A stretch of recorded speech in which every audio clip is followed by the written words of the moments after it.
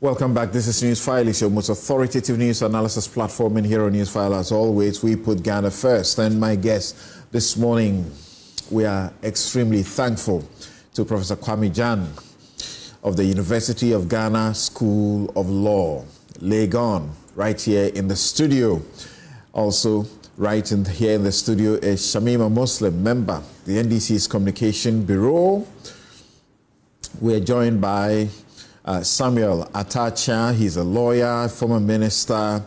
Vera Abna Ado is programs officer of the CDD Ghana, elections, rule of law and anti-corruption, as well as coordinator of the parliamentary and youth desks of the CDD. Randolph Chumesi-Ankra is also a lawyer and joins us. We promise you a very educative program, as always. Now, you are aware that we had the vetting of 3 of the president's nominees for ministers this week. Kesel Ato Forsen for Ministry of Finance and Economy. We had John Abdullahi Jinapo for Energy, and then Dominic Akrotinga Ayine for the Attorney General and Minister of Justice. How did they fare?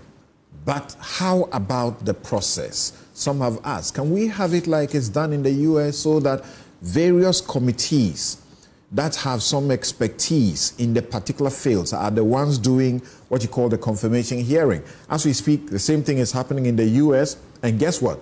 There's no handover yet in the US, but the transition is going on with the vetting of cabinet ministers going on. So over there, what they do is that if you are for, say, the finance minister, there is that committee, and in Parliament, they have that committee also there. That committee is the one that will grill you, you know, no holds barred, grill you. Can we adopt such process in Ghana to make it more useful? What do you say?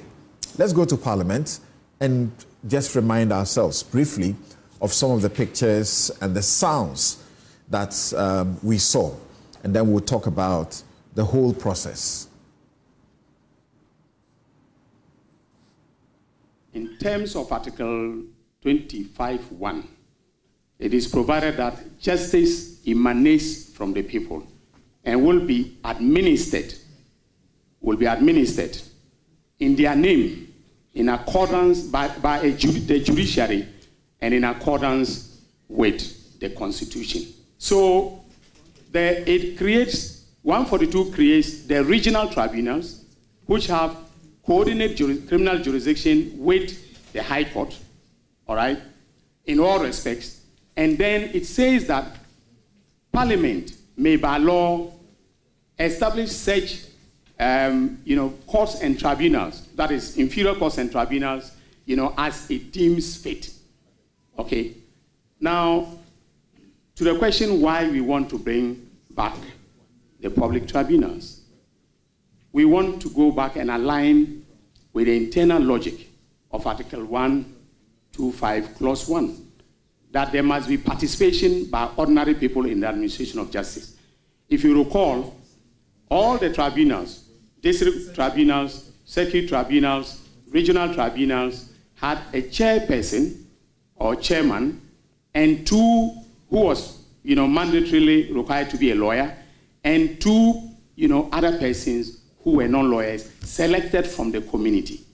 So aside the traditional jury system that allows ordinary citizens to participate in the administration of justice in a limited fashion, the PNDC, in its wisdom, broadened public participation in the administration of justice through the tribunal system. I know there are some cocoa farmers in and around Ejumako and Yanesiam. Asin area, Denchira, Ashanti, Western North. They are all listening to you. And they would want to know from you as Minister of Finance, because under the previous administration, Cocoa Board was moved from the Ministry of Finance to Ministry of Agric. People had issues with it. They want to know from you, from a cocoa growing area, whether you are immediately going to increase, as promised, the producer price of cocoa to 6,000 Ghana cedis per bag, as promised. Thank you very much, and I wish you the very best, Ato.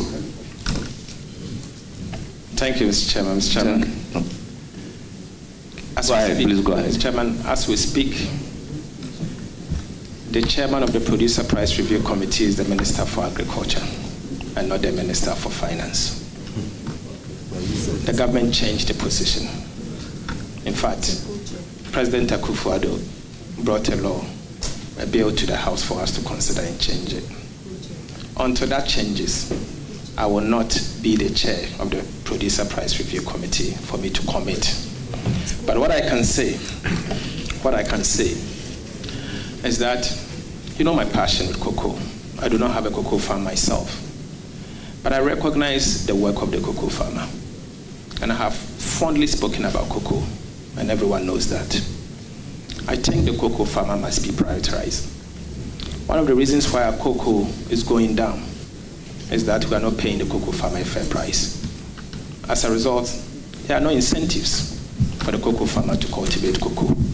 And our volumes are dwindling from almost 1 million metric ton to 400 and something thousand metric ton. Today, we are second largest producer of cocoa.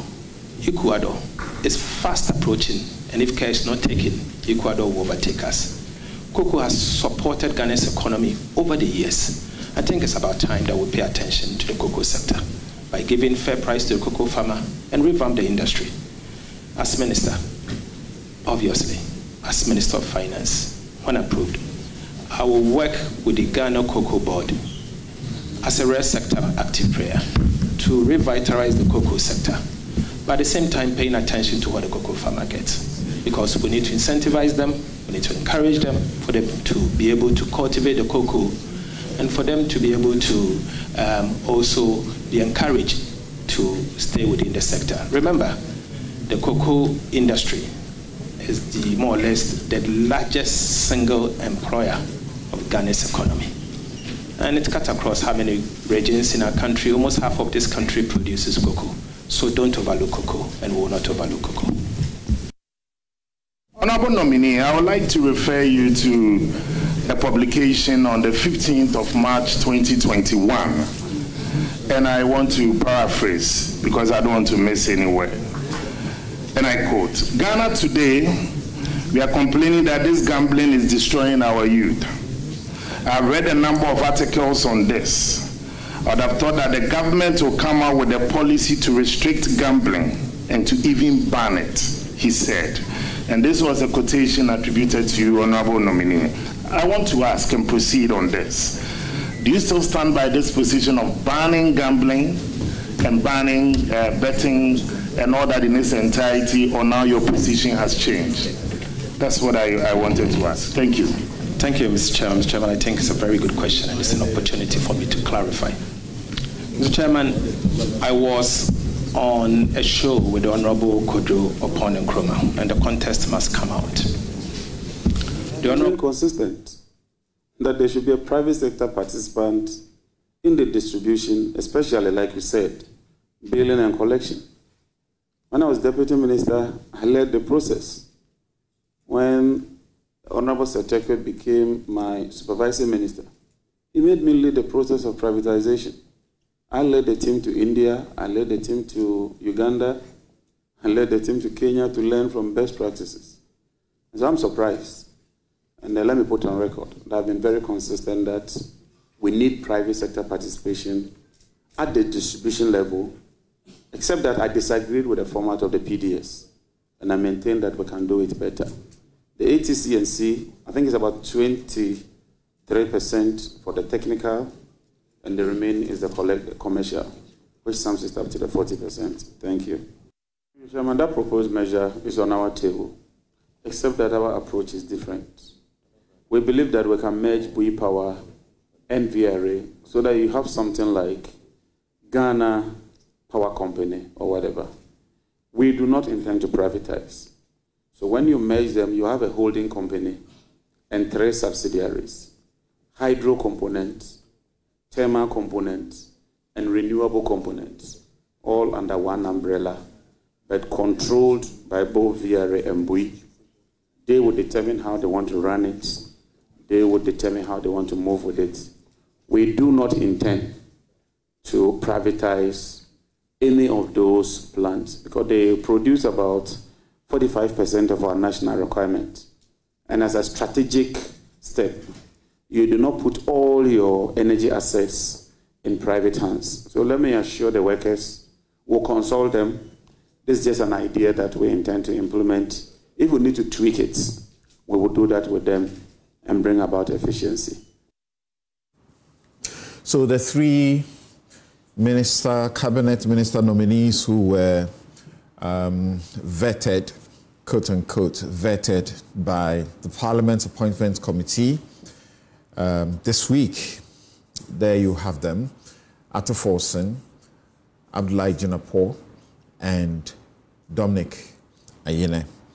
Let me come to my guests to begin to look at, first of all, their highlights of this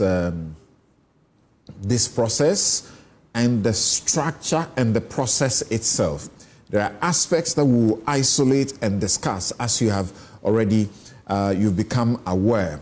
We'll isolate the issue of the public tribunals being brought back, the question of oral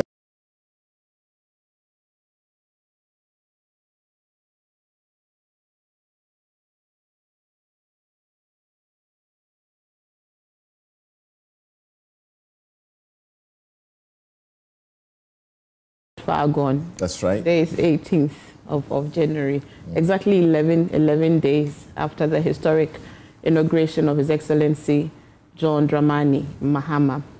Right, I'd like to say good morning to your viewers and those who are listening to us via radio as well, and to take just a moment to yet again say thank you, as it's my first time on the show after the election, to say thank you to all of you fellow citizens who we came to during the campaign period and sold our message, and which message resonated with you, and reason for which this resounding mandate that you have given the NDC, which I know we do not take for granted at all. And as we chart this new path of resetting this country together, where we are all participants in building the Ghana we want, would like to invite all of you to cooperate with the NDC, to see NDC as your partner in resetting and restoring this dear country of ours. 67 years after independence,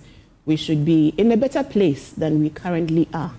And the commitment of His Excellency John Dramani Mahama is without doubt to the people of Ghana. And so thank you once again for that mandate. So indeed, exactly 11 days ago, President Mahama was sworn into office, as we all know, and to a very teeming mass of very expected citizens who came out in their numbers to vote for him.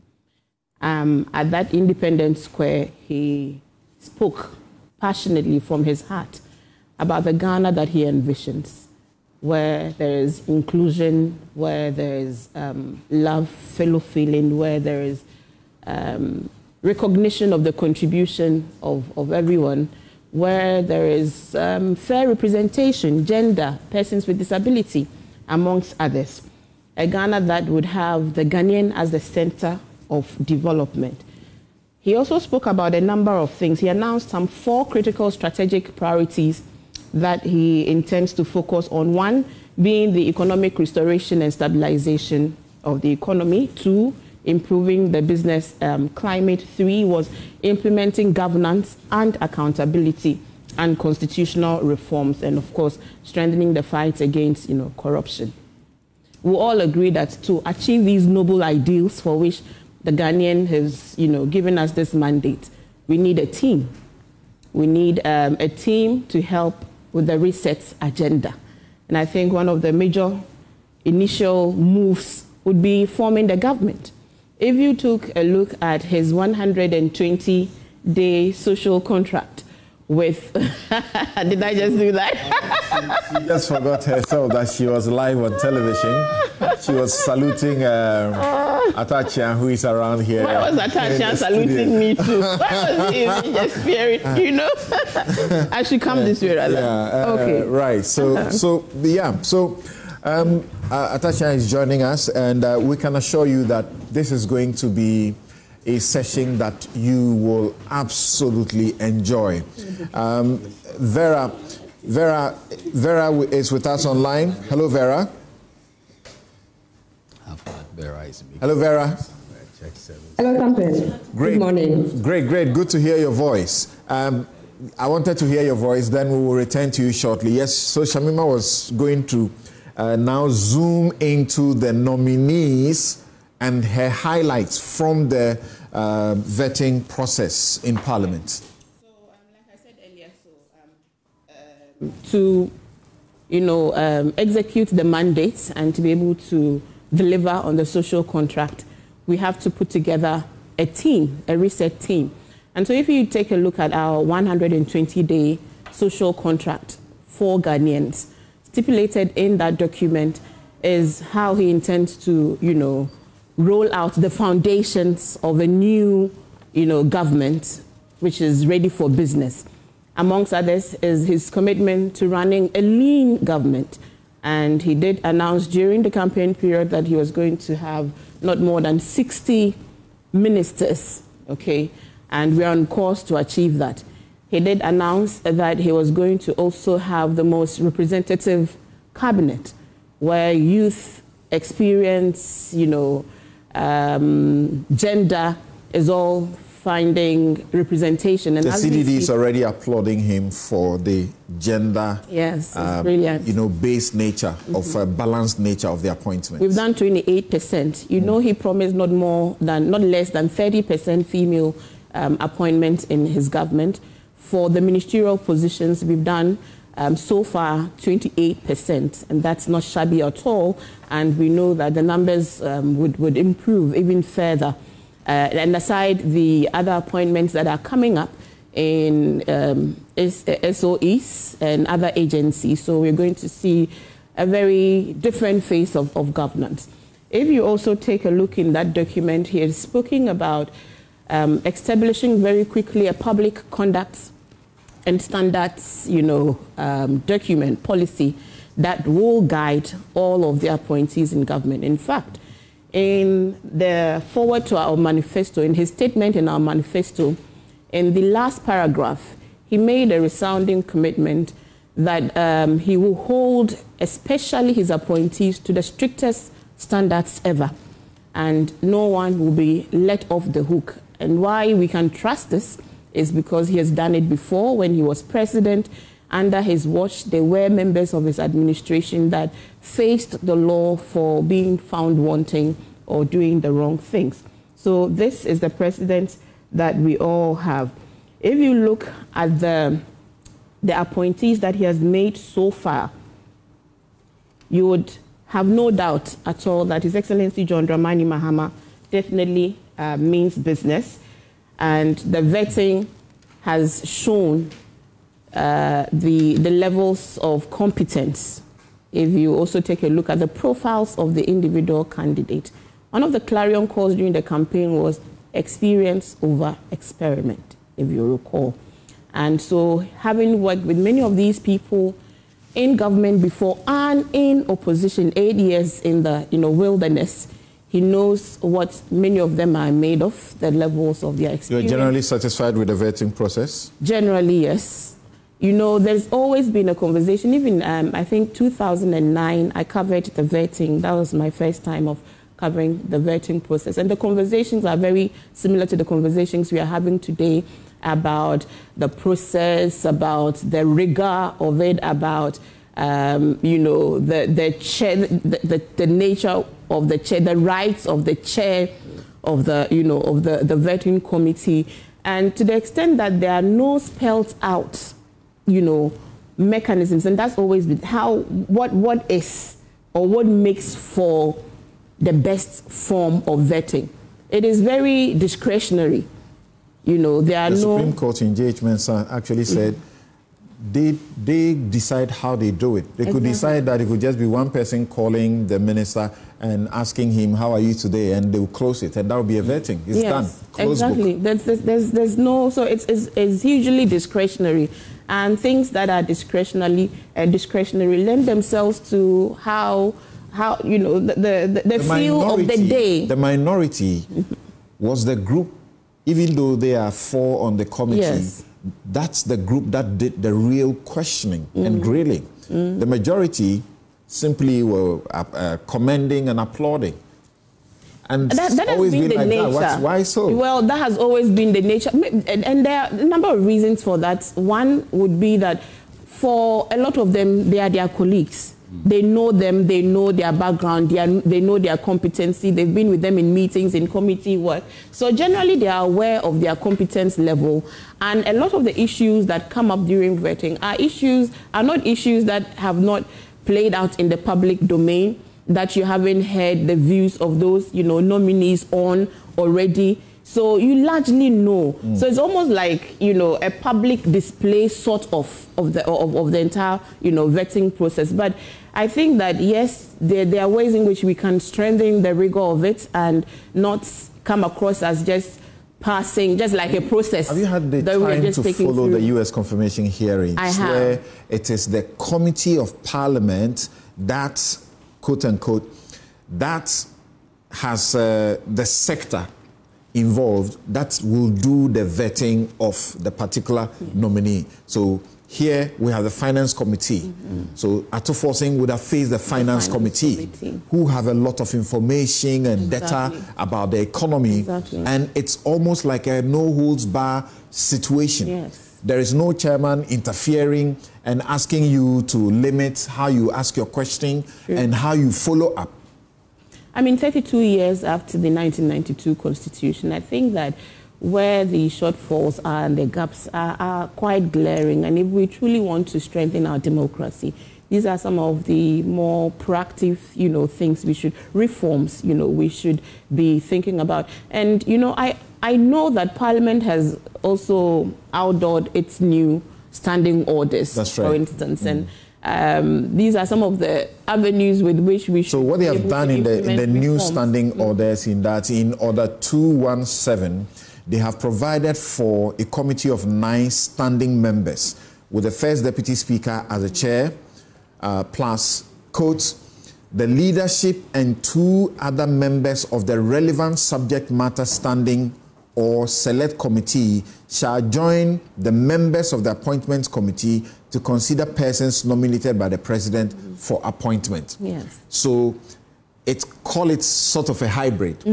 They have the appointment committee proper, and then they are now giving room for the standing committee for that particular sector or select committee members to join. So you'd have heard the speaker say, you are not a member of this committee, but I would allow you to speak. And he was exercising that discretion. And at a point, one of his colleagues was saying, Joe Weiss will not have never allowed, you know, non-members. So cut them out and let's go on. So as you have said, I personally think that there is a case to be made for strengthening the depth of the process. And again, if you watch the U.S., you know, hearings, you know that they don't come to joke at all. I love it. And it also expands, you know, the knowledge of the system, and it validates the process. Let me go to Vera. Let me go to Vera. Vera, and the U.S. confirmation hearings, forgive me that I'm referring to that because we must always copy the best and use the best approaches. They will grill you from your conduct even in primary school if you misconducted yourself somehow. If you have any sexual sins around yourself, they will bring them up. If you ever lifted your hand on a woman or your wife, it will come up. And here we are trying to do a hybrid, but these members who are coming in, it is the discretion of the chairman to allow them to ask a question, and they are entitled to only one question without even a follow-up. Sometimes it allows a follow-up, though. Okay, yeah, Samson. So far, I think that we have seen some good questions from Parliament, and which has also triggered a good responses from the 3 nominations so far. The parliamentary approval really is important to consolidate our democracy, and it also enhances our vertical and horizontal accountability.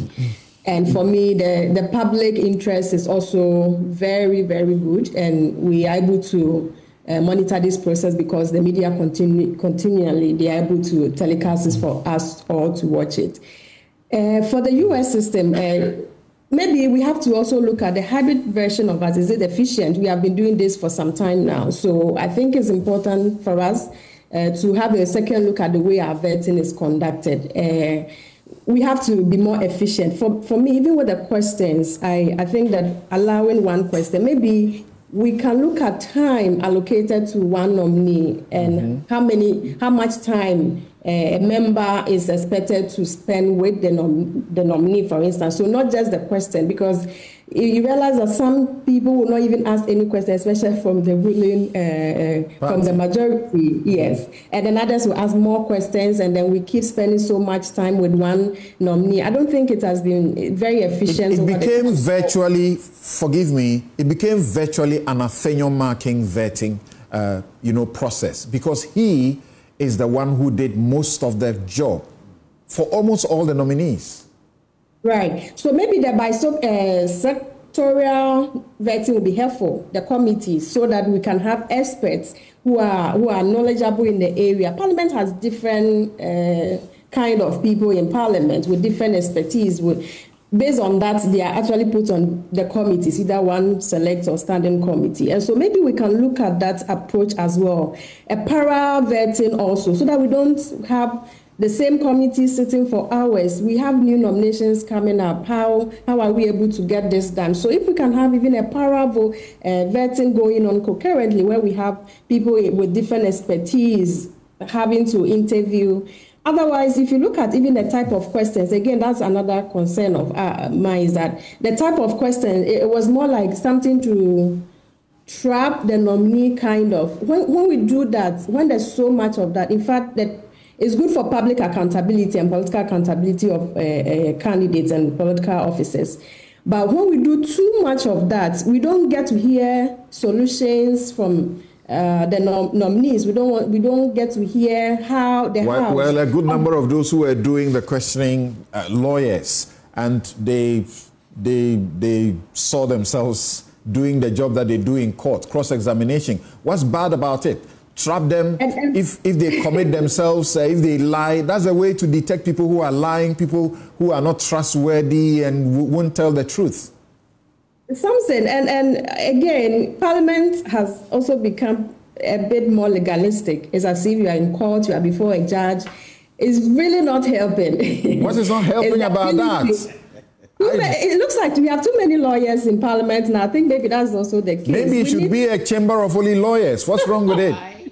No way. You see, something.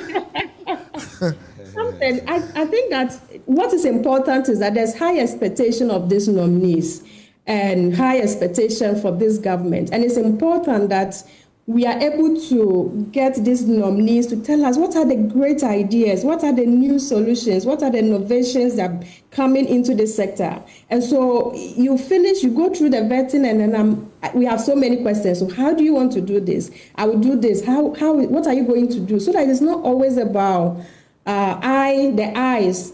If the nominee puts his or her idea out there, then we can all interrogate and say, this is what you intend to do. What does your manifesto say? What is the national agenda about this? So that we don't keep on allowing government to do things when they are in government, and then another government comes in and says, okay, we are no longer going to do this. The national agenda, it seems to be missing. And we also want to be sure the integrity of these nominees. And so the questions, we need to really look at the questions. And also, it's too much legalistic, Samson. The Parliament is representing constituents, their representatives, and it's important that we all will be able to appreciate the questions that the parliamentarians are asking and how we can follow, because at a point sometimes you are lost and you are wondering why is this important, why are we going this way, what is the whole thing. So I think that everybody needs some law. Law is very empowering, and let them make it that way if that's what it has. It's a lawmaking chamber anyway.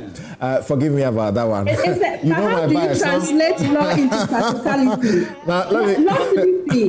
Law shouldn't be seen as something abstract. It's supposed to be our everyday language. People should understand. We don't need a lot of interpretation around that. And that's what the lawmakers need to make us appreciate. All right. So what do you make of the relationship between the chairman and the ranking member, being the minority leader, Afenyo Marking? So I think it's a bit of, I'm not sure. They started a bit on a rough note. I thought there were a lot of unnecessary interjections.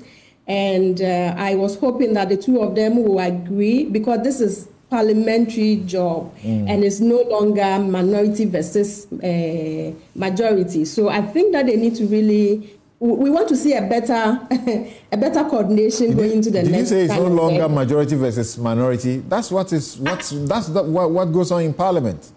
It's politics. Worrying. You see, it's worrying because it's a chamber of politicians, and they are from two sides. That's all it is about. But at what point do we put the party we represent, then we can pick up the constituents we represent and Ghana in the interest? Because these nominees are going to serve as a whole, and they are not just going to serve President Mahama or the NDC. They are going to serve the whole country. And so this is where we put the national agenda on the table. And this is, Parliament had come together a number of times with one voice, and this is one of the processes that we think Parliament should be able to do same, because the people put in Parliament and government, very important for us all. Thank you very much. I'll bring in Atacha in now because he's too familiar with this terrain, and thank you so much for making time to join us on Newsfile. And so first, your assessment of the process, the procedure, and what became very obvious, the minority seeking to frustrate, particularly on the side of the minority leader. And people saw clear filibustering. The chairman doesn't give the minority leader the leave, and he speaks. Once he wants to speak, he will speak. Chairman cannot do anything about it. Wow, I'm very glad that today I'm no longer a member of Parliament of the Great House. This is a place that I know there's a lot of civility and the culture of permitting people to think. So my first intervention relating to this matter is that I wish above all things that the chairman for the vetting committee or the appointment committee should be the minority sponsored person. Yes. Okay. As we do for the Public Accounts Committee. Right. And that will ensure that you want to scrutinize the system properly. So if you there were other such committees that you changed the headship to the opposition. Yes. Why didn't you do this for this? I'm not too sure why we missed it, but I'm of the view that this is the most important exercise that the Parliament is doing. And those who are going to assist the President to roll out policy and also manage ministries so that the President will have significance, because the ministers, the strength of the ministers will always show in the strength of the President. It's always like that. If the ministers are strong, like you see that the President is also comfortable and they can relax on some matters. So this is how I saw it, and it's sad. But let me tell you something. Sometimes when the cameras are on you and you are misbehaving, you don't even know. I don't see why today you bring a man you consider as your best brain in the energy area of Ghana, and he's going to be the Minister for Energy. I thought, what if you are even a member of the NDC or the committee, is to, ask very significant questions rooted in your manifesto so that he will shine. I don't know why you are seated and the camera's on you, and we're just nodding, you know. What is the sense of your manifesto? Please, at page so and so of your manifesto, this is how we are going to have an energy mix, a nuclear. Nuclear is part of the energy mix of Ghana. Right. What is your sense of the rollout? Now you leave the nominee to give very credible answers and good answers. Then NDC will shine. They didn't say it. They think that, oh, maybe they've been schooled. You know, let them pass.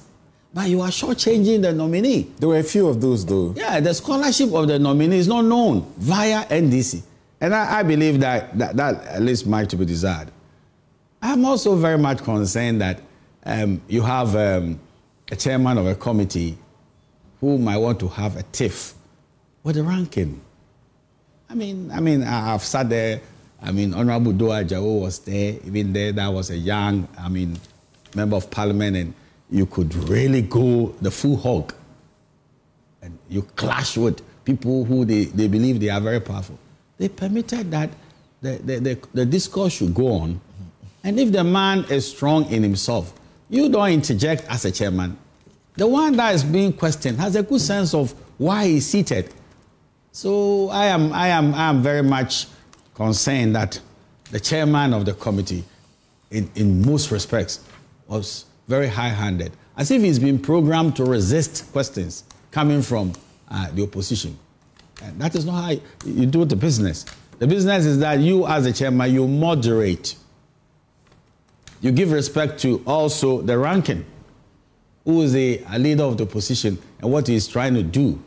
I never saw, what Honorable Afenyomakin was trying to achieve or do was a kind of, it's so malafidis. The malafidis is so clear that, he wants to embarrass the nominees. The questions were not scandalous.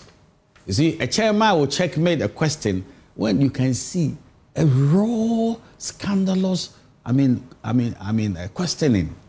You're trying to embarrass the nominee. But when somebody is asking a question, you might think it's pedestrian. Leave him. The man who has the brain power and has the blessing of President Mahama to go and occupy a very significant office, like the office of the Attorney General. Don't you think he has sufficient common sense to sort of deflate what Honorable Afenyomakin, is trying to put across?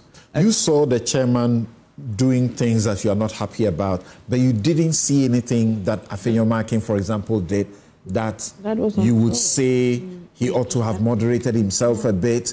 From the very start, he has to make an opening statement. Yes. And he makes a long speech. Yes. And in the speech, he begins to talk about misdeeds in the government, violent attacks and whatever takeovers. And they say, that's not what you come here to do. That's not a platform for this. But he won't listen. He must make his statement. If he doesn't make it, he's going to walk out. Even at a point in time, they appear to have walked out and then quickly return. And he speaks even when the chairman does not give him leave to speak. Yeah. You see, I will not endorse waywardness. I've been a member of parliament before. When somebody's in the chair, you give him all the respect he needs. Exactly. But you see, I don't know the pre-sitting engagements that took place. Normally, you have a pre-sitting engagement. Yes, they did. In which you begin to show how the civility of the discourse should go. If not, you have this kind of situation. But what I saw, with the greatest of respect, I don't believe go and make a political speech when they give you the space to initiate comments and the rest of it.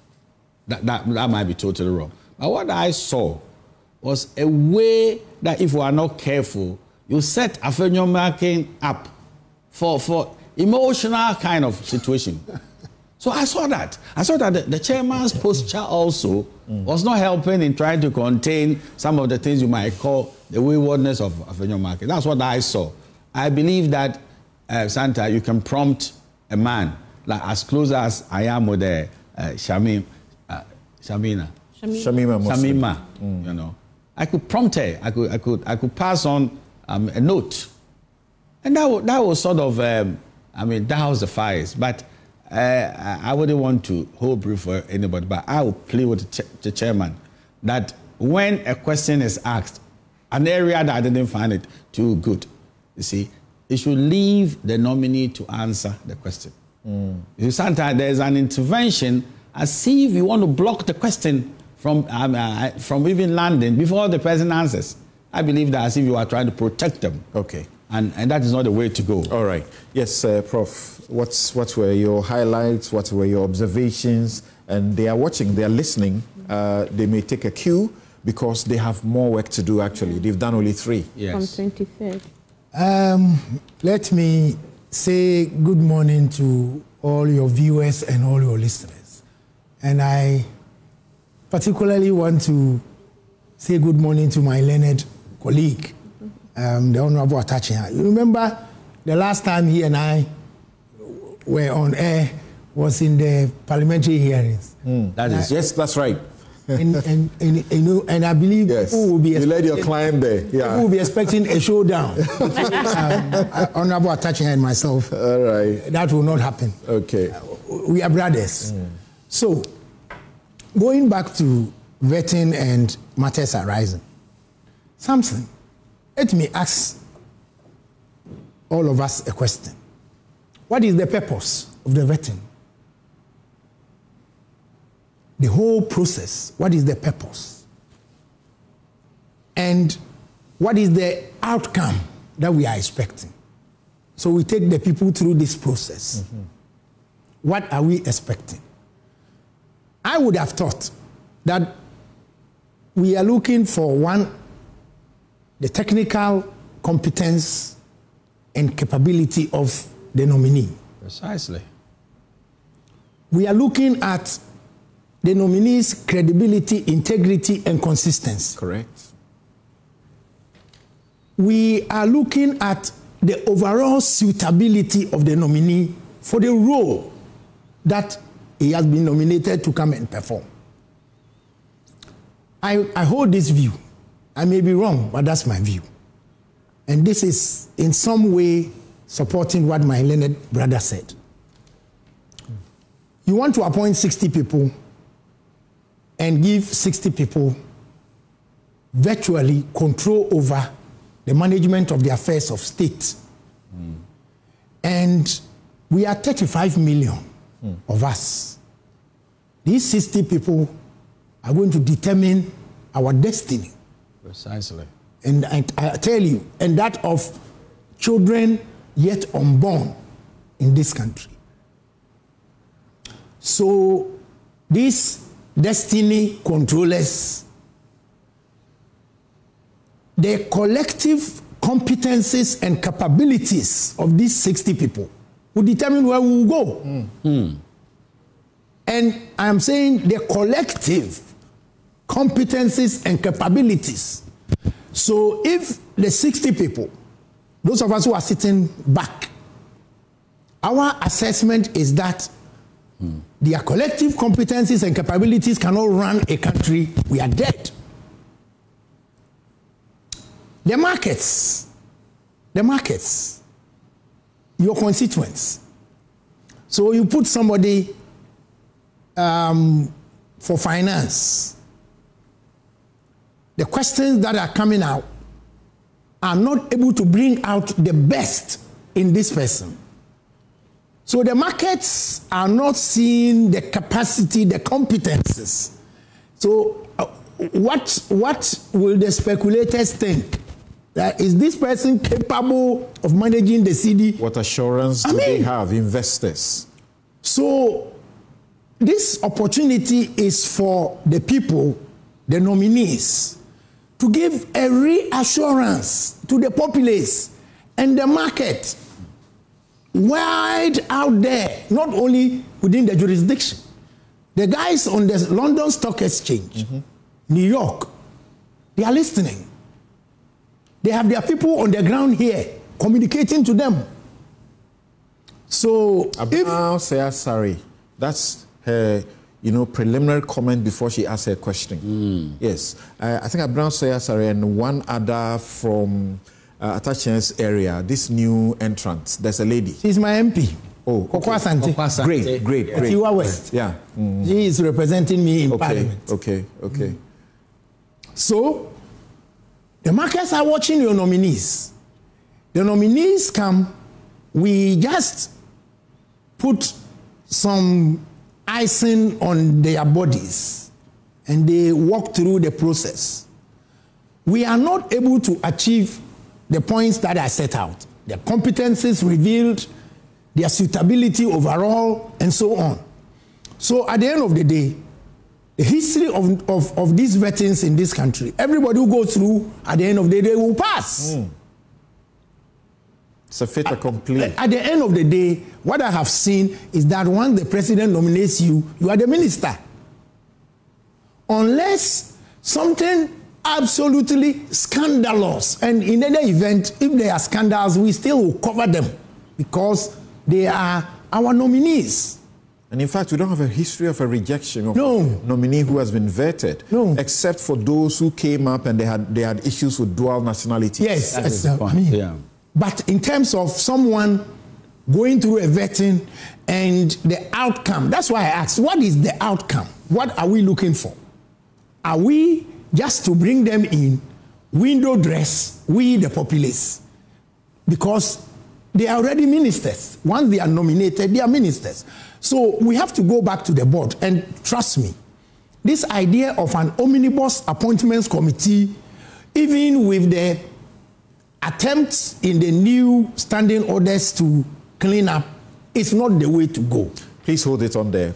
I will return after this break and have you develop this point a bit more at this stage, and also take just a minute's commentary again as a final thought on the overall structure and process, and then we will zoom in to the particulars. I suppose we are going to the Attorney General, nominee, public tribunals, oral and the justification for it, and so on.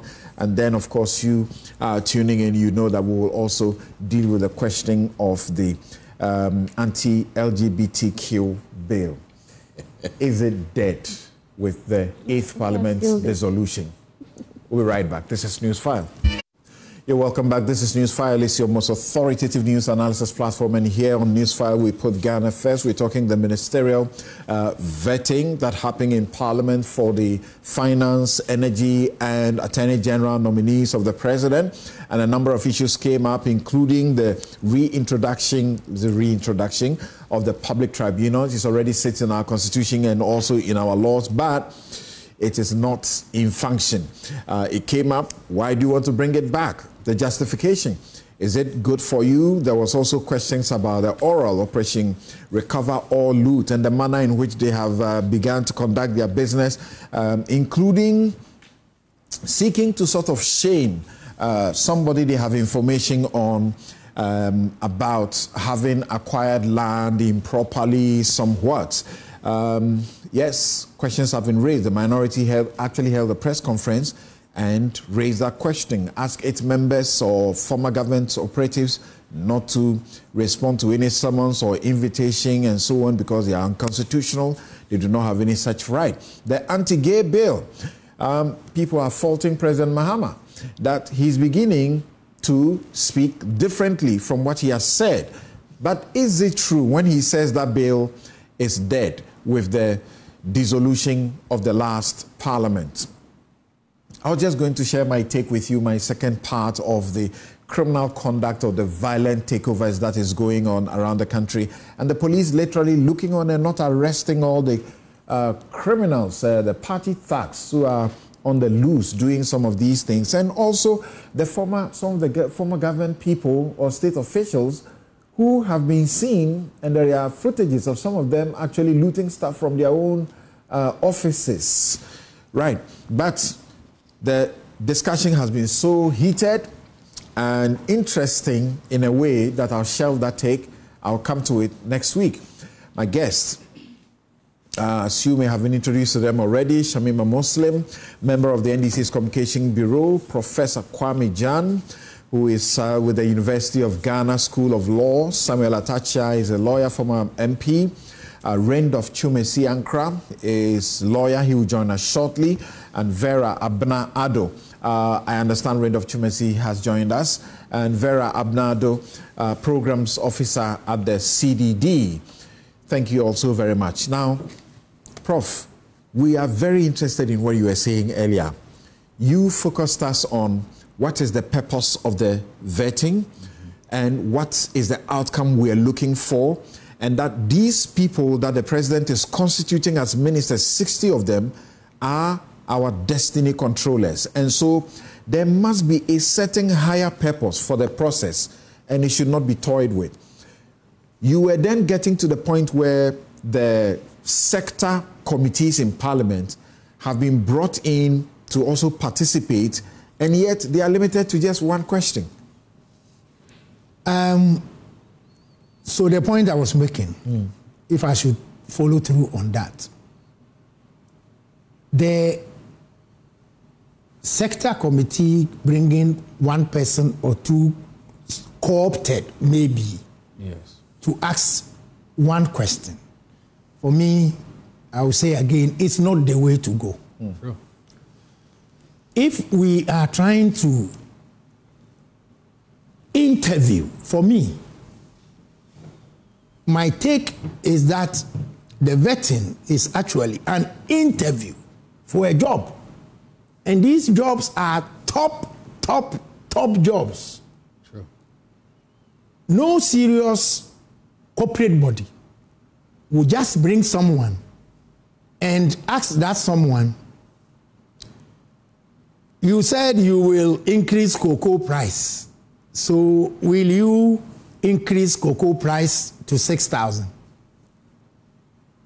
I mean, is it to 7,000? Is this how you think you should end up on a kind of day like this? Yes, it may go to the credibility. It may go to the credibility and the integrity of the person. And see how he apparently dodged that question when it was asked. But before you get there, you should have gone through the mundane issues. You should have gone through the mundane issues. Explain that. So you bring someone to a committee. The person may not have been given an opportunity to tell you, what is my conceptualization of the vision for the sector? In some parts of the world, before a president makes an appointment, president would call the person to a table and say, Samson, I'm going to make you Minister of Education if you are interested. Now, this is the sector that I'm going to give you. This is where the sector is. This is my vision for the sector. In the next 2 years, I want to get from A to Z in the sector. What do you think? That's what Atachian said. They have their manifestos. Precisely. And they have laid out, that's what they are going to implement. So, in fact, the members of the appointments committee who belong to the party, at least should be the ones giving them these questions. Yes, they should raise these questions so that all of us who are listening in will know that this person that is going to be our Attorney General, our Minister of Lands, our Finance Minister, we trust them. We believe in their competencies and their capabilities. So that all of us are we are all being called upon to rally behind these nominees. And we must have a fair sense of what they have. We must have a fair sense of what they have. Okay. And that's why I was saying the American system brings out the integrity issues, but the competency issues also come up. That's right. Because, look, if you don't appreciate a certain area, somebody would have given you a question by way of a note. You ask that first question, you will not be able to build up by way of a follow-up. Because you don't have the background. Understand, you don't have that background. It's important. It's very important. So we should go the American way. Instead of the new rules that allows only hybrid, 2 members. Even this hybrid. The 2 members ask only one question each. And the hybrid, whilst we are pushing the hybrid, ask ourselves the question, what is the purpose? And I'm saying that this is a job interview. It's a job interview. Okay. And it shouldn't be taken lightly. All right.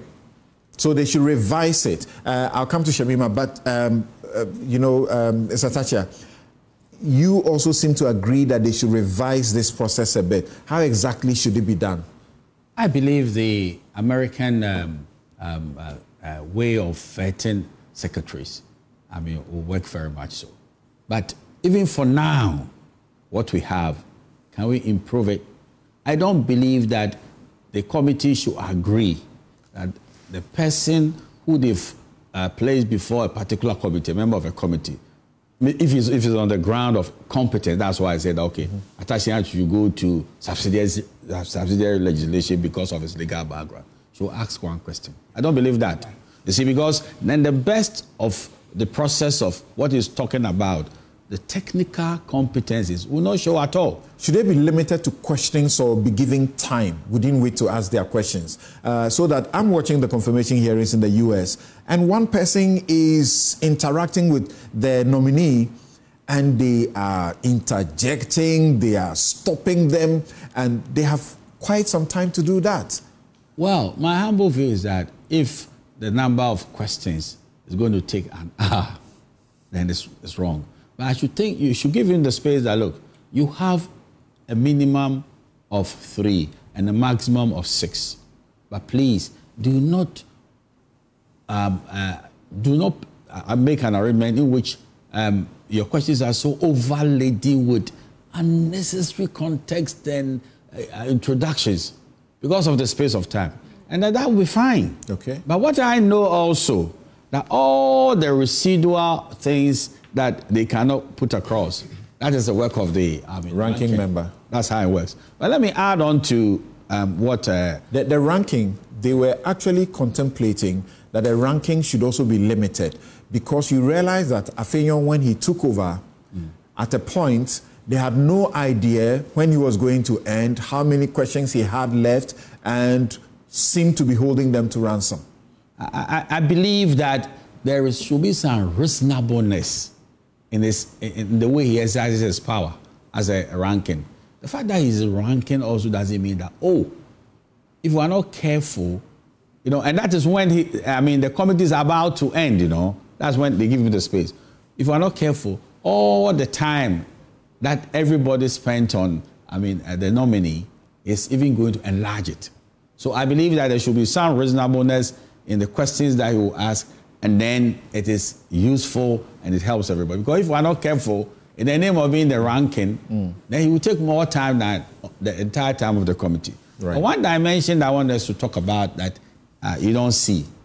I hold a humble view. I've been in Parliament for 16 years. That, as he said, I never saw it from the dimension he said, that these are going to be destiny makers. If you pay regard to even the Constitution, that's Article 76, 2. The Constitution said the Cabinet shall assist the President in the determination of the general policy of the government. That is a huge responsibility. So the people who they are vetting, as a matter of fact, they are going to be the drivers of the government. Fine. I always want to find out, what have you done before that we should endorse you and force you on the public? That is one of the things I believe is very important. Have you had private success before? If you couldn't run your personal economy, who should trust you with this huge responsibility? And that dimension, we don't pay attention. Because it's not just going to be like a man sitting. And even the temptations that it brings. You are used to seeing 5,000 cities, and suddenly you are seeing 5 billion. I'm telling you. And there are people who easily will come and seek to compromise you. So if you are not careful, we are going to just say, in the name of politics, a man just enters Parliament. All right. And then we don't know what he did before. He has not shown private success. They forced him into a very huge office. Okay. The temptations are Thank serious. you. Yes, Shamima. Thank you, Sam. I wanted to quickly respond to some earlier comments, Honorable Atachi had made about the conduct of the chair, in that seat. Some have said the chairman has been weak. Some have actually proposed that Emmanuel Bois should be made to take over his place because he has allowed Afenyo Marking to behave like a co-chair, and you can see where he was literally frustrated, and he was showing it. I'm frustrated. Afenyo doesn't want me to do my work. Anyway, so the point I was trying to make is that it's too early to be making such comments. We can make observations about the conduct of the chair. In fact, the point is that there were even criticisms from within the NDC that the chairman allowed Afenyo Marking to have, a free, playing field, contrary to what, Honorable Atachia was, the picture he was trying to create as if the chairman was deliberately gagging Atachia. Atachia deliberately, what do you call him? Afenyo Marking was deliberate and intentional about wanting to overshadow and drive the tone of the process. And when you also look back at previous committees in the past, especially the New Patriotic Party committees, I covered the 2009 vetting process. The NDC had won the election, and this is where people like Napo, Joe Wise were allowed, and even he concedes about how the former Speaker of Parliament, Doajaho, allowed him free rein. So you always see there's a marked departure between the way NDC always allows for a more freer discourse than the New Patriotic Party when they're in power. Use the example of Joe Wise when he was chair of that committee. Use the instance between him and young members of the committee like Suhini. It was obvious. The disdain was palpable. You could see it. The dismissive authoritarian tone was very palpable, and we all saw it. The videos are still there. We played. So sometimes it always comes across as if the New Patriotic Party and their communicators and agents always preach a lot when they are in opposition. But when they have power, they never implement the reforms they expect to change the process. If you allow me to wrap up. All right. And again, the conversation about what is and what ought to be. We've spent a lot of time talking about what ought to be, drawing lessons from other institutions. What is what we have, and what the current standing others allow. What we can feed back the process is to ensure or suggest ways in which we can strengthen the process. But what is what we have, and we need to work with what we have currently. Okay. To add to that, then, I am happy that nobody around this table has questioned the competency of the nominees. None of the speakers on here have questioned the competence of at least the 3 nominees and the other announcements that have been made so far. They all agree that these individuals know the job, and that perhaps we should allow them more time. After the vetting, they held a press conference, though, and spoke about how evasive some of the nominees were. Gideon Buako's press conference, as in the minority, Gideon Buako addressed one of the sessions and spoke about how the finance minister nominee was evasive on a number of the questionings. And also John Darko also spoke at that presser and told us about how Dominic Ayine,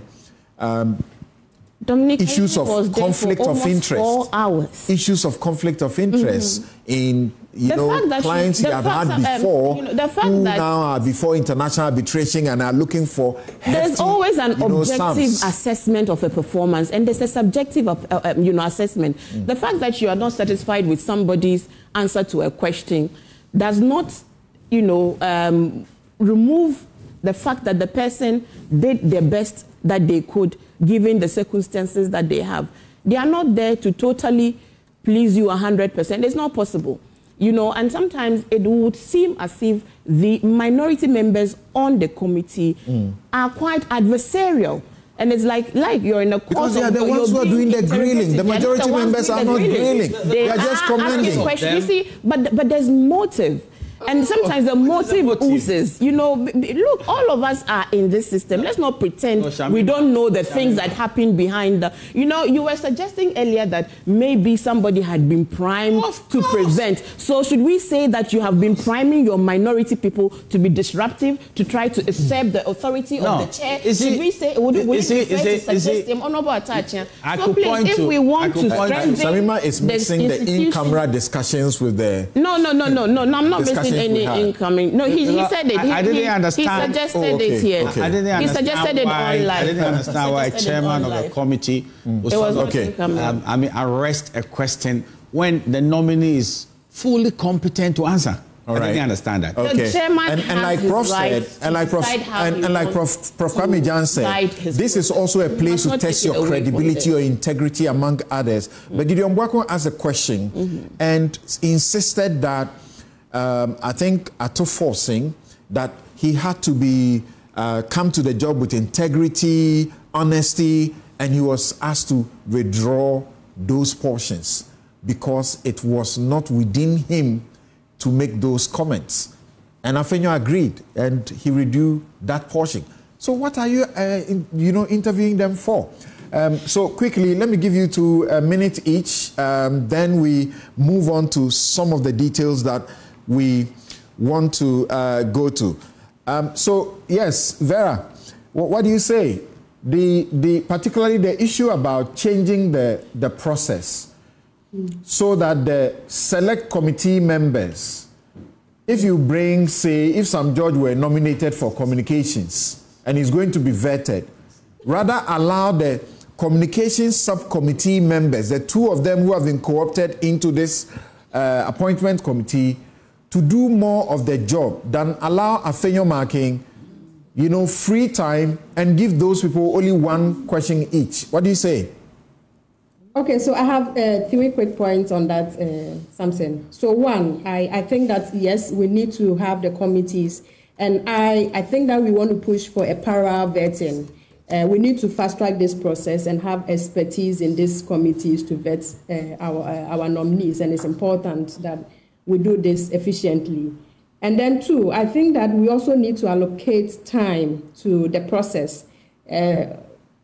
We need to know that how many hours are we spending with one nominee, 2, 3 hours, 4 hours, then we are all sure, because we are all interested in this process. And to sit down monitoring and watching and not knowing when this is going to end is really not a good time or efficient way to use our time. And so it's important that we allocate time instead of sitting and not knowing when this is all going to end. Okay. And then my other point is how the committee should actually find a way to verify some of the information. The integrity of these nominees are important, and like the Prof said, their competence, their integrity, credibility is at stake. Some of the information the Parliament should look at for external agencies and other bodies that can actually help to verify some of this information. Because sometimes some of the issues keep hanging in the system and you are not sure what you heard at Parliament, vetting, and what the nominee has said and what somebody has requested. It keep hanging and we are not able to get closure. And so during this process, Parliament should really look at ways that they're able to verify some of the information they get from during the process, and how we can actually ensure that we are putting in competent persons, and their credibility, integrity is really important for us. Okay. Thank you very much. So Randolph Chumesi was joining us on the next leg, but he wants to make a comment on the matter of the vetting. On the matter of the vetting, perhaps maybe I should take you directly to this issue and get your response to that. Because the minority, I think Samia Uku, John Dako, and even Gideon Bwako were insistent on the fact that the Attorney General nominee may be in conflict of interest about certain matters. Let's hear this quickly and let's take your reaction.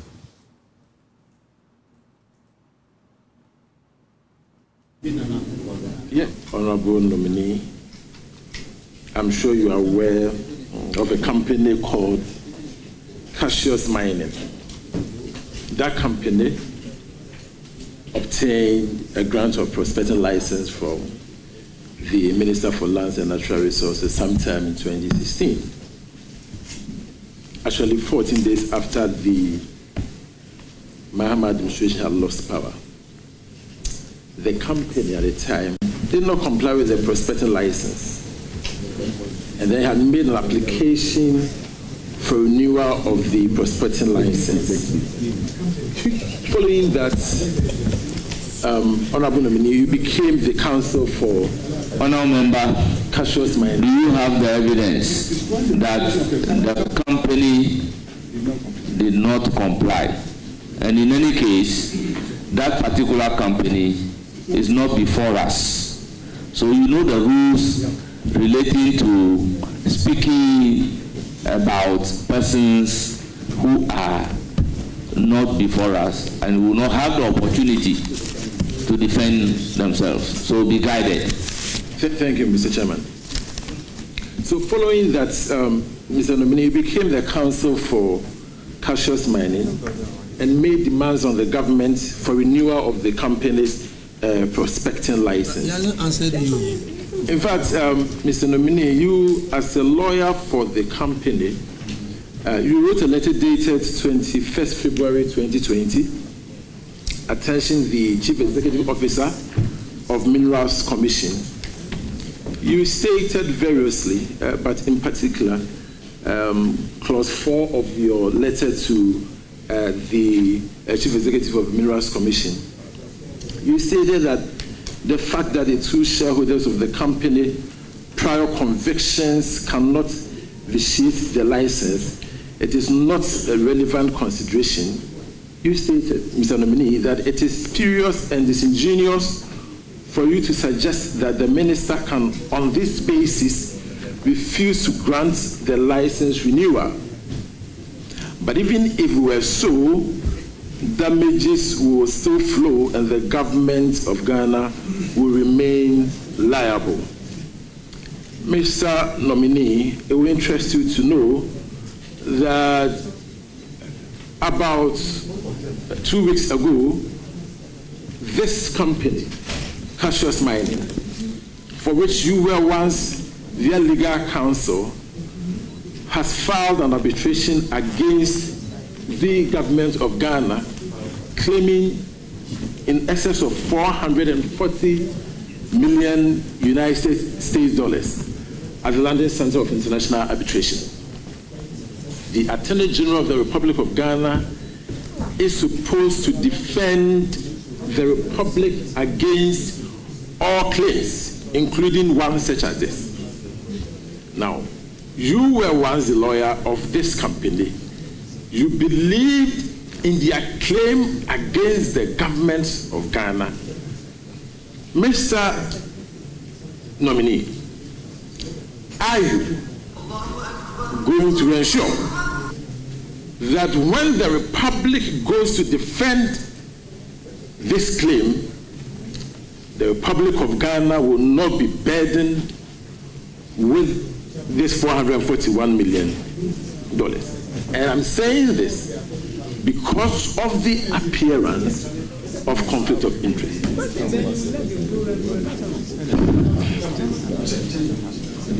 I recognize Honorable Kwame Abuja.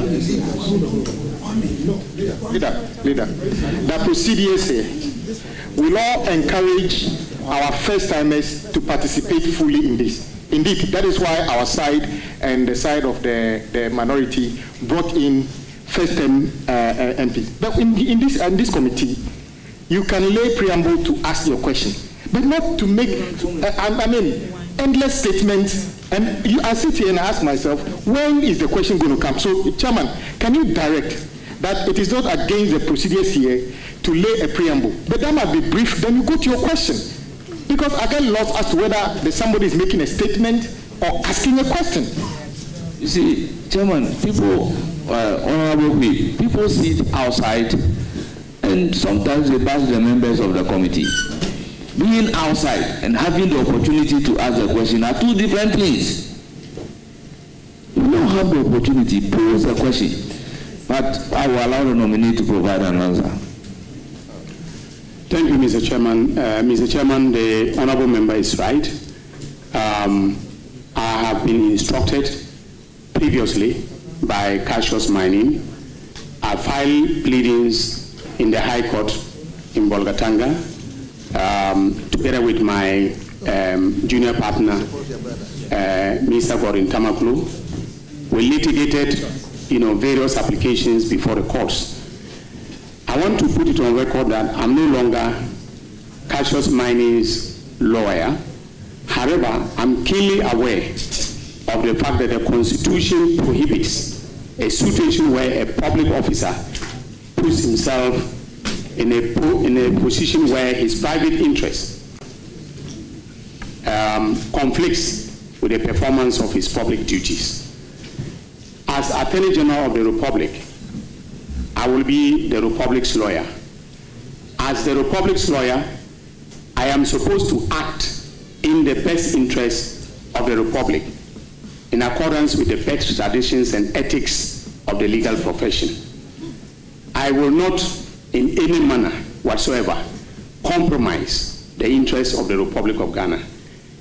Honorable Member, if you care to know, and I'm sure you are very well aware, that I was Deputy Attorney General under the former Attorney General, Honorable Marietta Brew.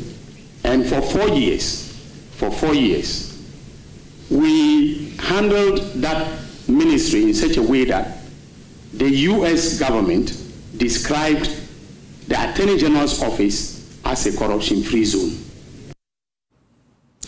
Dominic Akrutinga Ayine, that is how he responded to that important questioning. And there were two similar ones like that. Samia Oku, who a while ago was in charge of the NLA, National Lotteries Authority, also said there was one matter that is now going for or just being filed and might bring up a judgment debt and so on and so forth.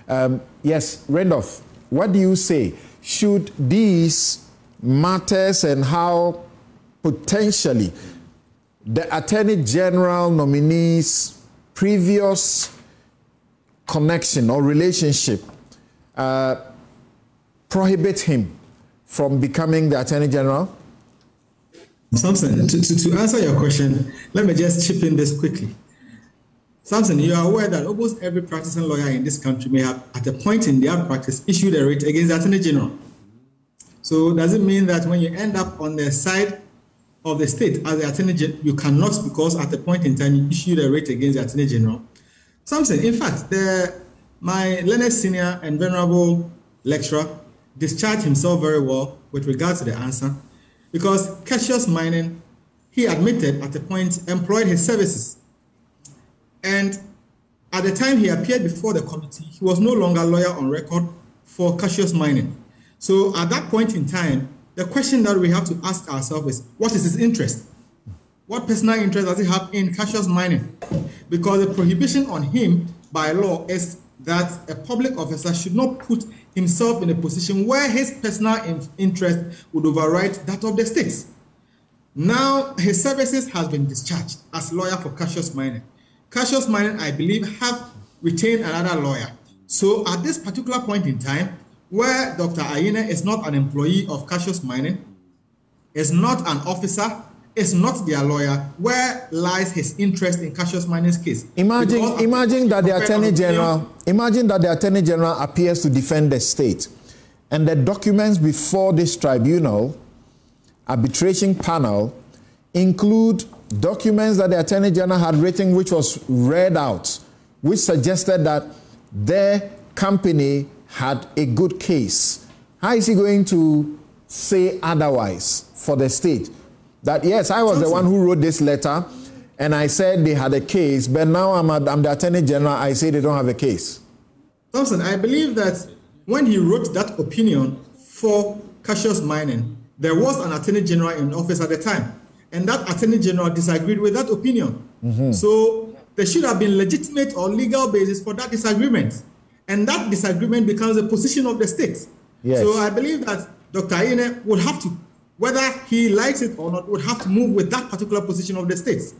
And as he indicated at the vetting, that he has a duty constitutionally to defend the interests of the state. And while the state has already taken a position, that is the position that must override. That must so what? The position he held earlier will change because his office has changed? No, the position he held earlier may not have changed because his office has changed. The position he held earlier was a legal opinion he preferred, which other lawyers or the state disagreed with. So, Samson, we are lawyers. We appear before the courts. You have an opinion you believe in to be the position of the law. Another lawyer has an opinion which they believe it to be the position of the law. At the end of the day, the judge decides that this is actually the position of the law. It does not mean that your position may have changed or has changed, but it means that your position did not find favor with the judge. And in this case, all I'm saying is that the opinion proffered by Dr. Anyenini then... Yes, so all you are saying is that he will abandon his previous position simply because now he has become the Attorney General. No, he will abandon his previous position because now he has, one, a constitutional duty to defend the interests of the state. Two, the state has already... Defend it even when he doesn't believe in that position. No, Samson, I mean, we always revise our positions. And if a superior argument was put up by the previous Attorney General and he goes with that superior argument, I don't think there's anything wrong with that. There are certain different situations. The other day I appeared at the Court of Appeal and Justice Sir Dennis was on a matter that I was involved. He said, Chief, I dealt with this matter before when I was in private practice. Do you still want me to sit on it? I'm recusing myself. I said, no, I trust you. Sit on it. The Attorney General, does he have that kind of situation where you say, I'm not going because I was conflicted? No, I mean, the example of Sir Dennis that you just cited clearly fits the situation Dr. Anyenini explained. That yes, he may have proffered an opinion or he may have dealt with the matter before, but this is his present position, and he's going to do justice in accordance with what the law says. Okay. And in fact, as an Attorney General, his duty is to apply the law or enforce the law. Okay. So he would prefer what he believes to be the law and then just leave it as it is. Thank you. Thank you very much for that point. Now, can we go to the tribunal, or you want to have a quick comment? If you have, it has to be some 1 minute because... I think that the lawyer who is looking for professionalism with attendant fees has a particular mental state. And when you become the Attorney General also, you've been called upon not to go and find money as your sole, aim. But I'm tempted to come to conclusions that a well-meaning lawyer will say that, I see this brief to my Deputy Attorney General, I don't want to touch it. Okay. And then he will advise on the matter. Because if it is not the case, then every practicing lawyer will have such situation when he's appointed as an Attorney General. Because there will not be an Attorney General who may not have a matter that he had dealt with before he became the Attorney General. And will have to deal with it again as Attorney General, but now on the opposite side. That's what I think about the matter. I don't believe that he's well-meaning as a look. I've touched this brief before. Can you... take over. I don't want to touch it. Okay. The Deputy Attorney General, who is also mandated by law to act for the state, will take quality decisions on the matter. He will recuse himself. I don't want to touch this brief. Interesting. But Prof. Jan, the remedy for conflict of interest is disclosure. One of it is disclosure. Yes. So once there is disclosure, once there is disclosure, is there any problem anymore? It shouldn't be. And I agree with what my learned colleague just said. Otherwise, and remember, the Attorney General is the leader of the bar, and he is Attorney General partly because he has excelled and done things at the bar. Precisely. So in the course of all the good things that you have done at the bar, you should have encountered these situations.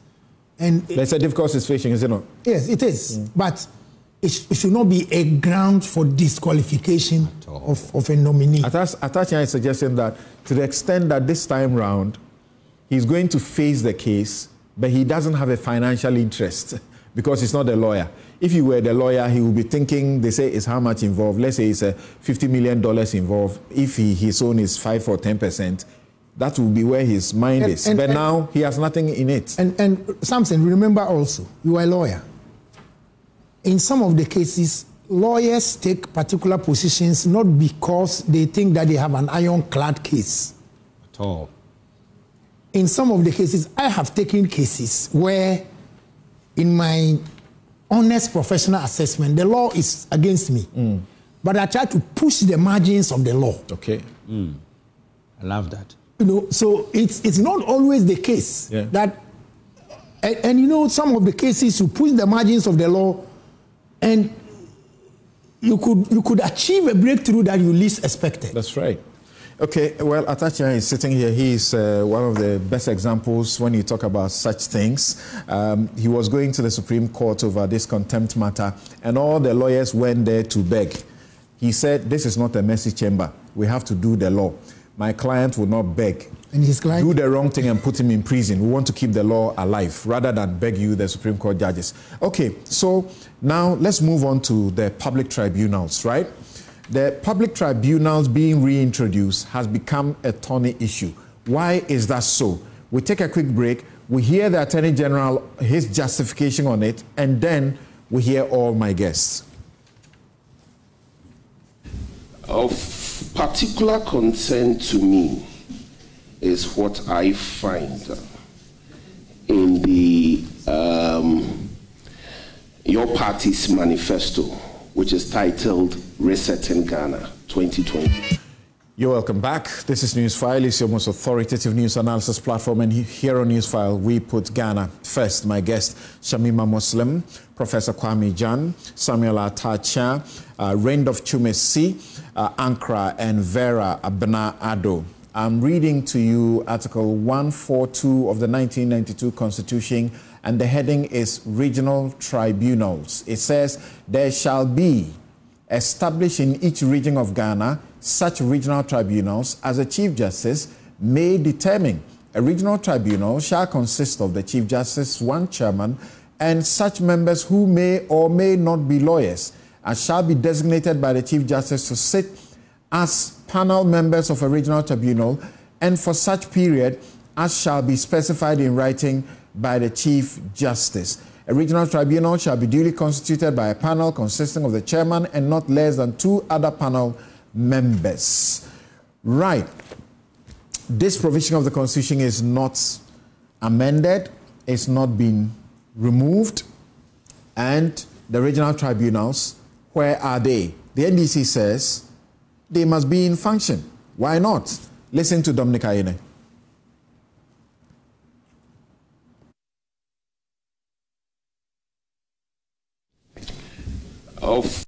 Were punished through caning. Honorable member, question. Mr. Chairman, honorable member, you are a lawyer. It is very important. Honorable member, I am asking a question. You are a lawyer. Mr. Chairman, very respectfully, both of us practice at the bar. Yes. And so the question, Mr. Chairman, is... So you know very well that the literature that you are reading doesn't take primacy over the constitutional provision relating to the tribunal. Mr. Chairman, the constitutional provision relating to tribunal, Article 142, has to do with just regional tribunals. It is not related to district and community tribunals. So, Mr. Chairman, I need to give context to my question. So if you allow me, very respectfully, it's in the interest of the public. Let's proceed and ask your question. Mr. Chairman, so what the tribunal did, we are all aware.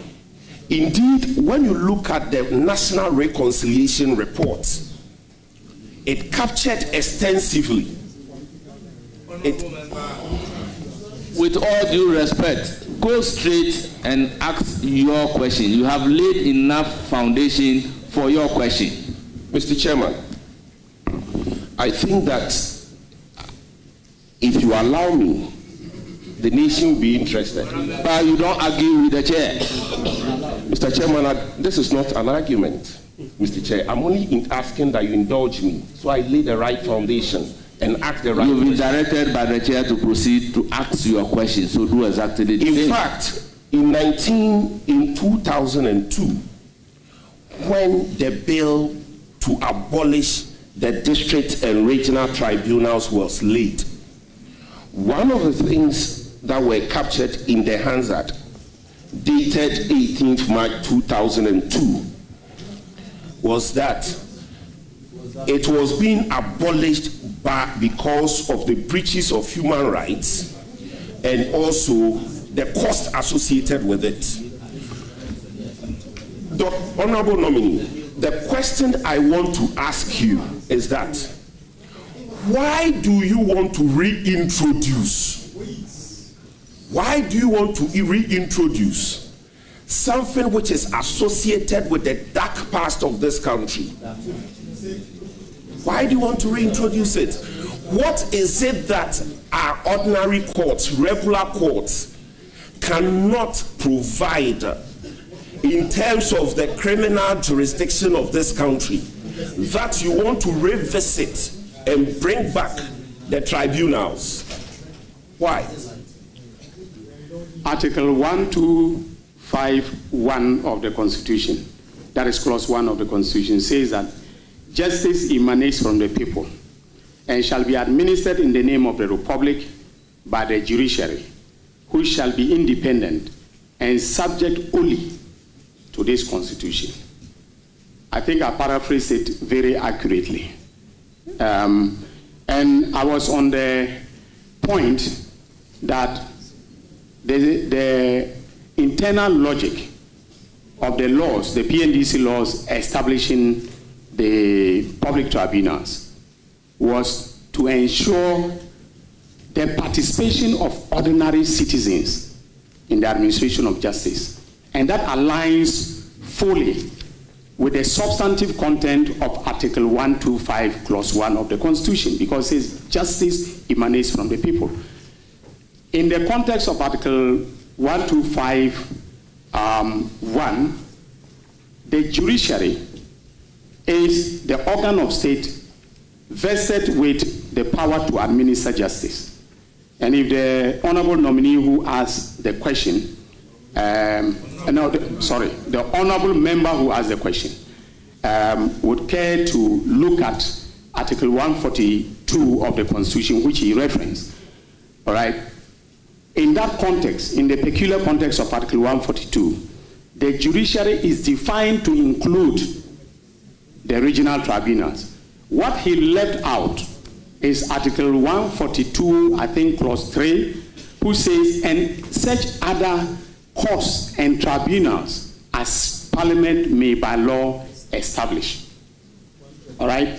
So it creates, 142 creates the regional tribunals, which have coordinate criminal jurisdiction with the High Court, all right, in all respects.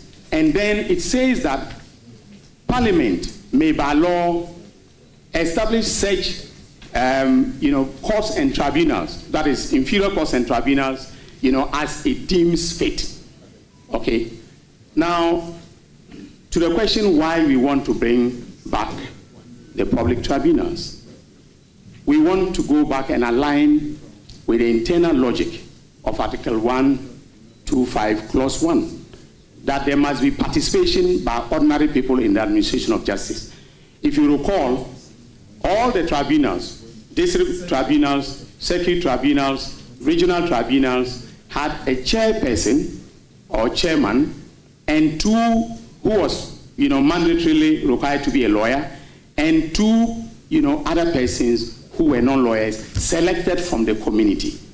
So aside the traditional jury system that allows ordinary citizens to participate in the administration of justice in a limited fashion, the PNDC, in its wisdom, broadened public participation in the administration of justice through the tribunal system.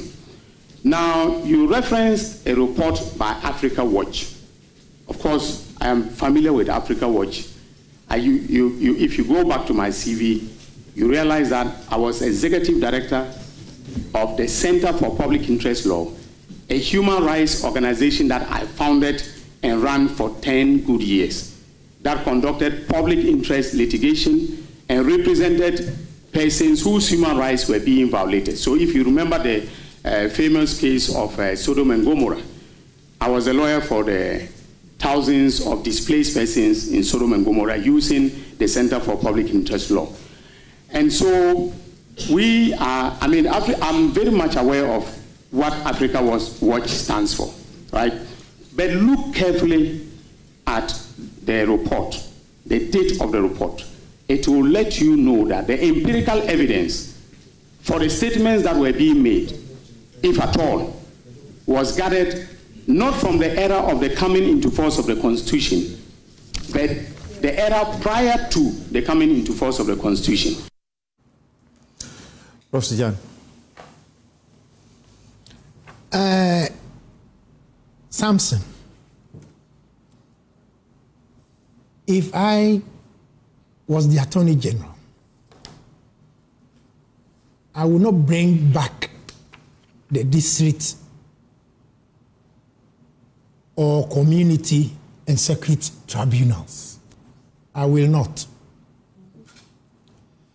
I think that the district magistrates, particularly also where they even brought a concept of lay magistrate, who was a non-lawyer. You know, many years back, something before you and I were born. That's been phased out, right? They used to call them PMs. Phased out. Yeah, okay. They used to call them PMs. And these were people who were former teachers, retired teachers, policemen and women. They sat as grade 2 magistrates. So they were non-professionals. So I would not introduce an amendment or changes in the law to bring back district and community tribunals. Given the history of the tribunals, the baggage that the tribunal system carried from its birth, I would not bring back the district and community tribunals, but the regional tribunals that were maintained by the Constitution. Because in 2002, that the then MPP government changed the law and abolished the district and community tribunals. They did not touch the regional tribunals. Now, Samson, if you go to the Constitution and you check the clauses on amendment, you will see clearly that Article 142 is not entrenched. So those who are complaining about the tribunals, why didn't they expand it? They had every opportunity to have amended the Constitution and taken out the regional tribunal. Now, nobody paid attention. The NDC wants to bring back the tribunals. Then everybody now says, hey, tribunals are coming. So, for me, people would have to take responsibility for their own lethargy. What are the tribunals? The tribunals are a part, or I would say a relic, of the PNDC era. And you know, the PNDC era had certain values: probity, accountability, rule of law, participation of the people, people's power. So they introduced our own Ghanaian way of a jury system, whereby there is a chairman of a public tribunal and panel members who were not required to be lawyers. So, and we had the tribunal, we had the district, the circuit, the district tribunal was the community tribunal. We had the circuit tribunal, we had the regional tribunal, we had the national public tribunal, and we had the national appeals tribunal, which actually was exercising the ultimate jurisdiction of the tribunal system. So it was a parallel judicial system which was boycotted by the bar. Now, at a certain point, the bar boycotted, actually. But if you walked around, you see the lawyers coming in there. Because most of the cases were being filed, particularly the criminal cases, were being filed at the tribunals. And the lawyers were starving. So, even though the bar had declared the tribunals as boycotted, the lawyers were showing up. Because of profit. Because of profit. So, but why did the bar? The bar, because, you see, Shamima, yes. The PNDC era, you were, maybe your parents had not even met. Yeah, met. Yeah. So the PNDC era came with all kinds of public sentiments about justice, equality, free speech, inclusion, and all. So the bar actually, I would say, despised that era. the bar despised that era. And the bar entreated its members not to participate in the tribunals. Okay. In fact, at that time, Dominic Ayeni says there was even an attempt to form an alternative bar association. Yes. Wardbrew and Co. That's right. Yes. They pushed to set up an alternative bar association, and the contention was that the bar association is a voluntary association. Yes. Right. And that you couldn't compel lawyers to be members of the bar association before they could practice. Yes. Right. Dominic Ayeni says that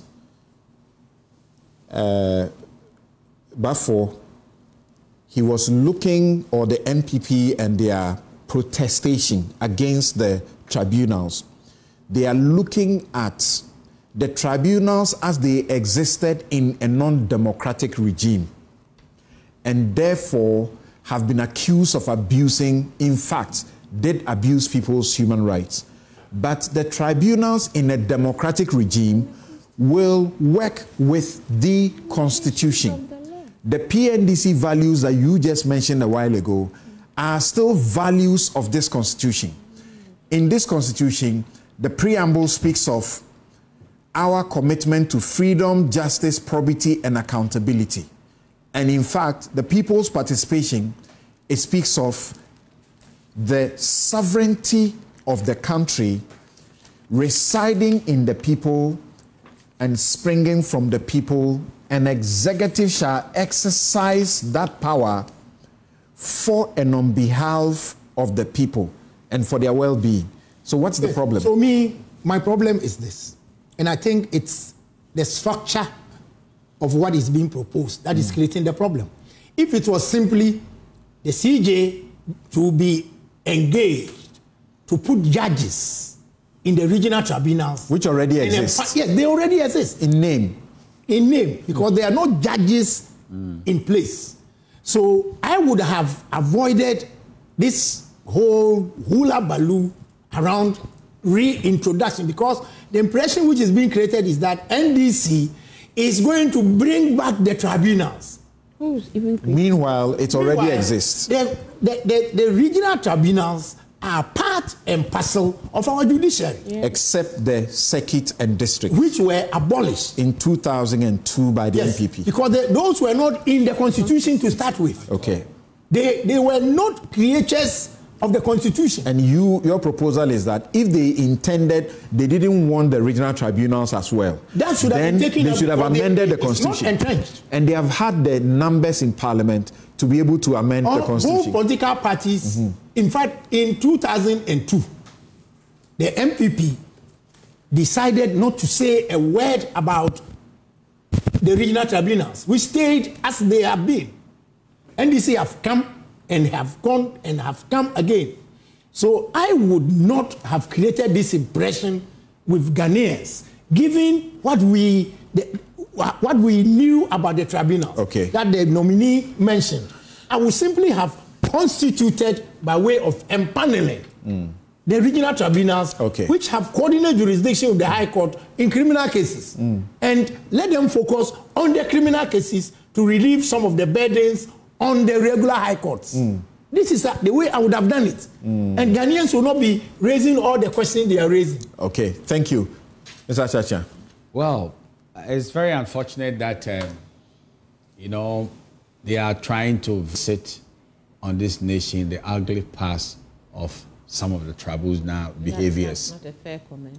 That's what it is. It's not a fair comment. You see, for the simple reason that is the impression. I'm not talking about what you want to introduce. Or you introduce in accordance with law, you see. So here is a perception confusion that is doing the rounds. But if you pay regard to the law, the regional tribunals are here. But what Dr. Dominic Anyenini said, which is very, very interesting for me, is Article 1261B. Article 1261 talks about the judiciary shall consist of, and it lists all that. So you find the High Court and the regional tribunals. And B is what is germane to what we are discussing now. Such lower courts or tribunals as the Parliament may by law establish. So you can deduce from this provision that They can go along and do district tribunals and do circuit tribunals, but it all will be in accordance with. You don't need law. You need law. No, it should be established by Parliament. By Parliament. Yeah, the Parliament should establish. The constitutional foundation yes, is there. The constitutional foundation is there. But I am not contemplating a situation in which the reintroduction will go back to the history of caning people and the rest of it. That's happened. You know, please, I'm addressing the perception. Even I'm sure the lawyer was asking the question, what's having these funny perceptions? Are we going back to to that era? As enlightened as he was looking at the era of those past. Yes. Self-inflicted. And that is what it is. So that can be established by Parliament if they want the lower tribunal to come in. But my joy in this dispensation that we have, this democratic dispensation, that nobody is going to go outside the Constitution to do some kind of wishful judicial system. That's not what anybody going to do. If anybody wants to enlarge and expand, I mean, justice delivery, of course, we should look at the cost implications of that. And it's in accordance with law, I'm for it.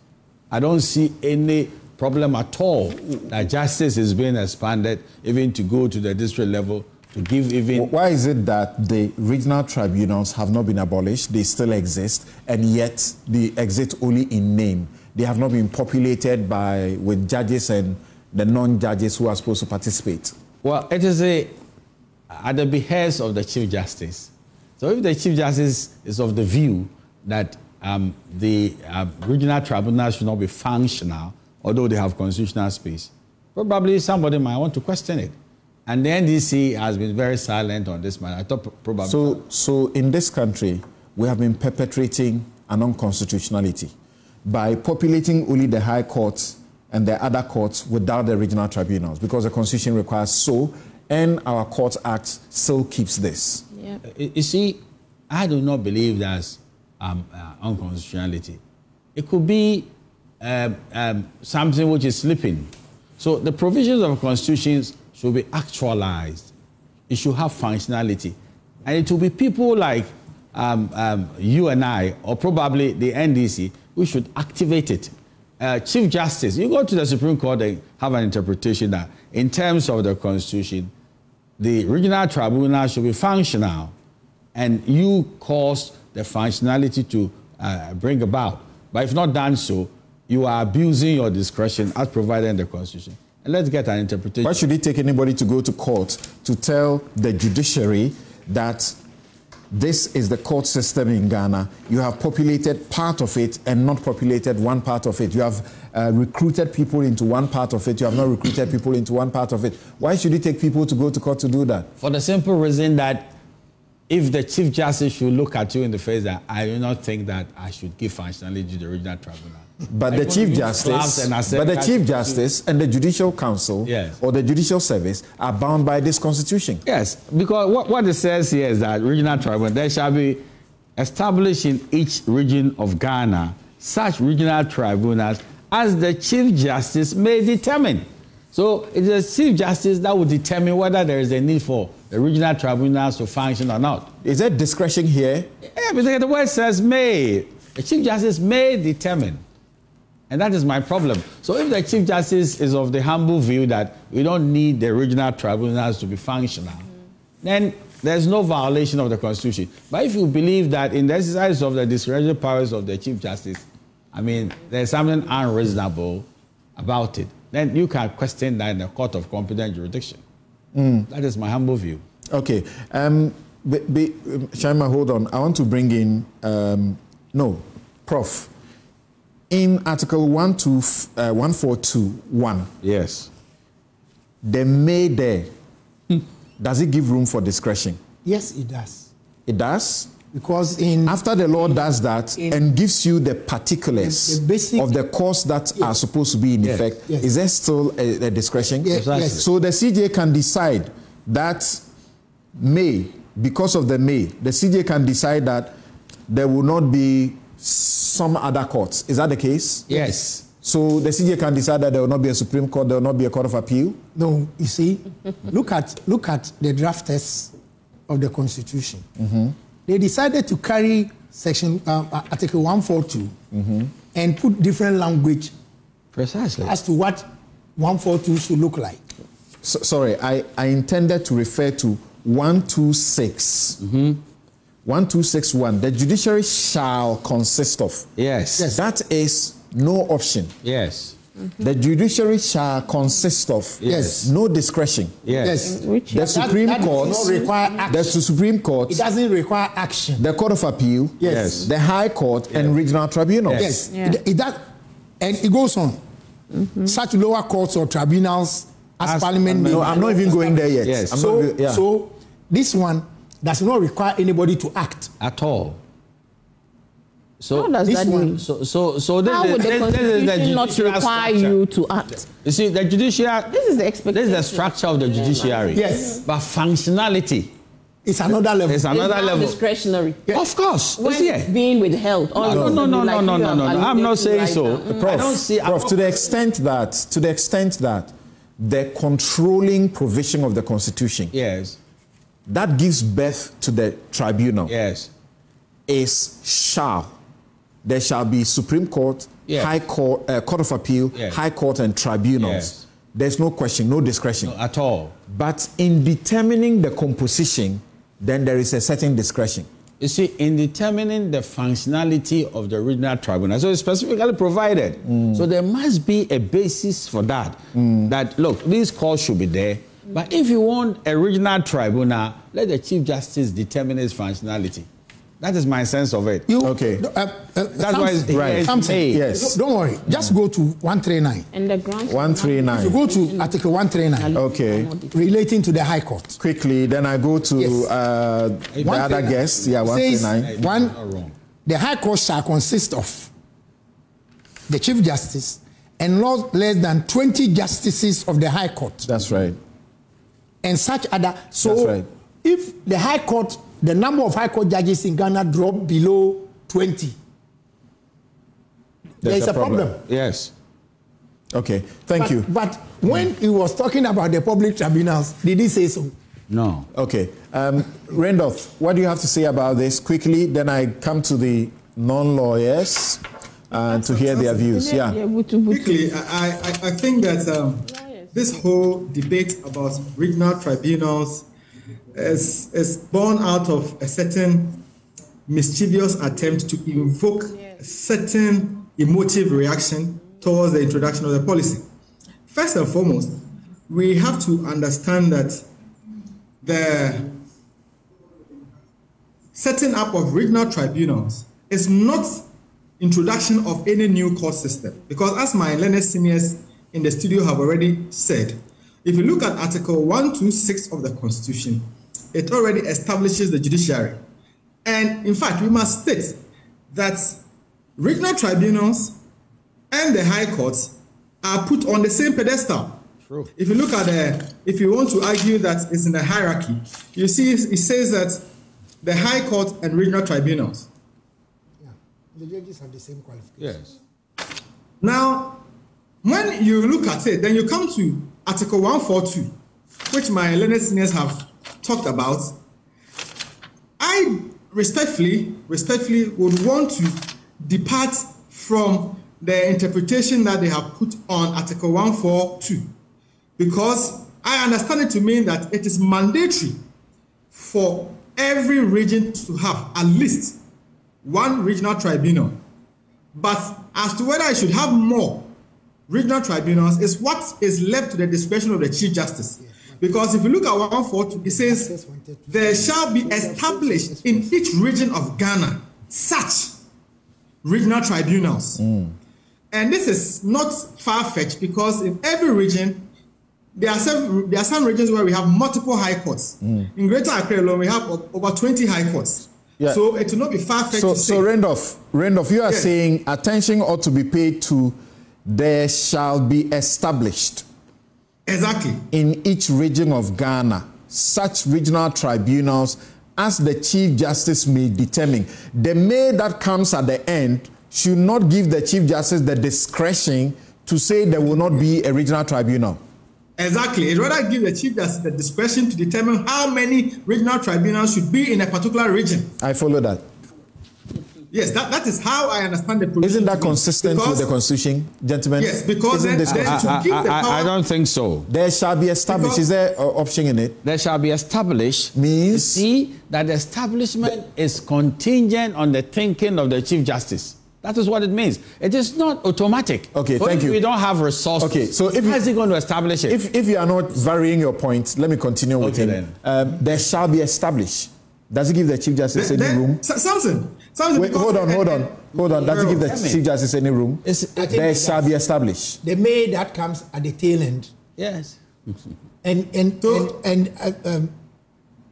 Chumasi Ankre's interpretation, the quick response that any judge will give him is that if the drafters of the Constitution wanted to achieve his interpretation, his objective, they would have done the language expressly to achieve that.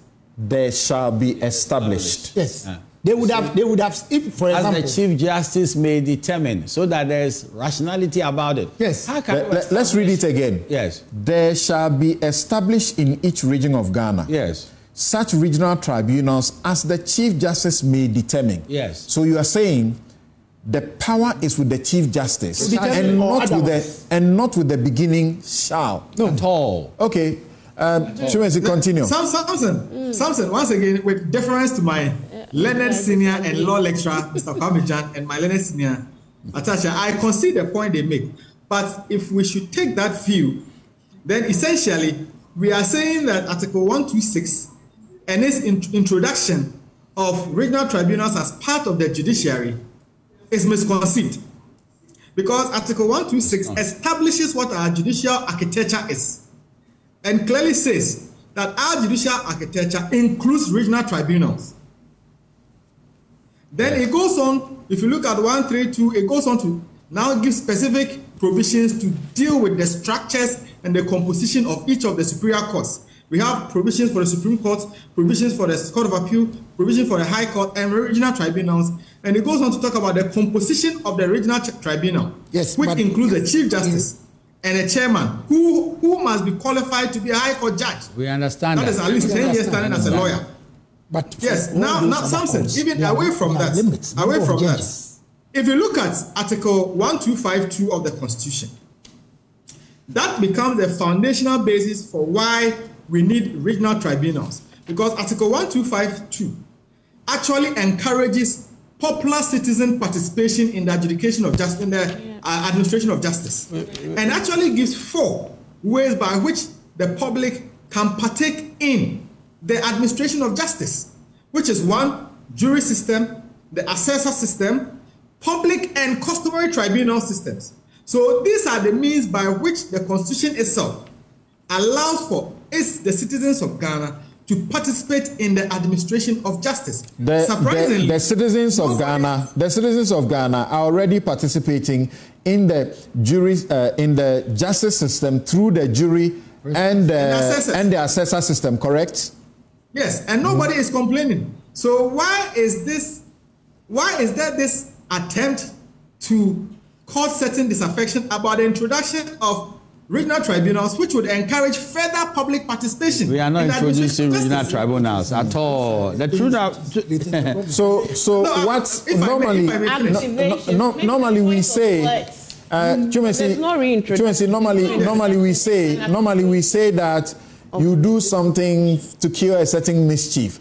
What are we solving by bringing the regional tribunals? What is missing in the high courts or the circuit and district court system that we want the regional tribunals to cure? Samson, in fact, this one, the mischief that is, we are not seeking to cure any mischief. The rationale for having regional tribunals is contained in Article 125 itself. And I've said it is to encourage the participation of citizens in the administration of justice. And Samson, it is not far-fetched, because if you look at 1251, it says that justice emanates from the people, and it shall be exercised on their behalf by the judiciary. And then the same constitution that vested the judiciary with the power to administer justice on behalf of the citizens now goes on to say that, nonetheless, we are going to create instances where the citizens can also participate and administer justice directly. So I don't know whether we are arguing against the Constitution. Because it's not an act of parliament that is sought to be introduced, that is sought to be used to introduce the tribunals. It is the constitution itself that has introduced it and then gone ahead to give us a structure of how it should function. So this whole debate about the fact that the NPP's regime abolished the district and circuit tribunals and left the regional tribunals may suggest that they don't have a problem with the regional tribunals. And if you hear Bafo's question, the question was about why are you bringing back the district and circuit tribunals, not particularly about the regional. Except that there's inconsistency, because you hear the other members, including the former Deputy Attorney General, all say we don't want tribunals at all. Look, Samson, if you look at, as I read, Article 125 allows for public and customary tribunals. And I think it is I believe that it was based on this provision that hitherto we had the district tribunals among others. But Samson, laws, I mean, once you have the numbers, you can always repeal a law if you don't find favor with it. But if the system ain't broke, you don't fix. But Samson, the system, nobody has argued that there's a broken system. This is actually the system. The system that exists is that regional tribunals are part of our system. So there's no fixing is being done.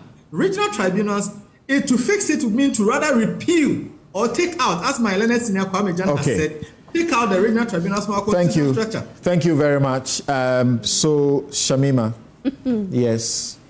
Trust lawyers to spend copious amount of time going back and forth over constitutional issues. You know, I would have wished that this time would have been speaking about the debilitating debts that the ECG is. This is important. Let's speak today. These are the matters we have tabled, so let's discuss them. I'm just making it part of my point. It's important. I would have wished so, because these matters, I believe, are quite moot with regards to how we really solve the real problems of the citizens of Ghana. The corruption is solved by the judiciary also, so it's important.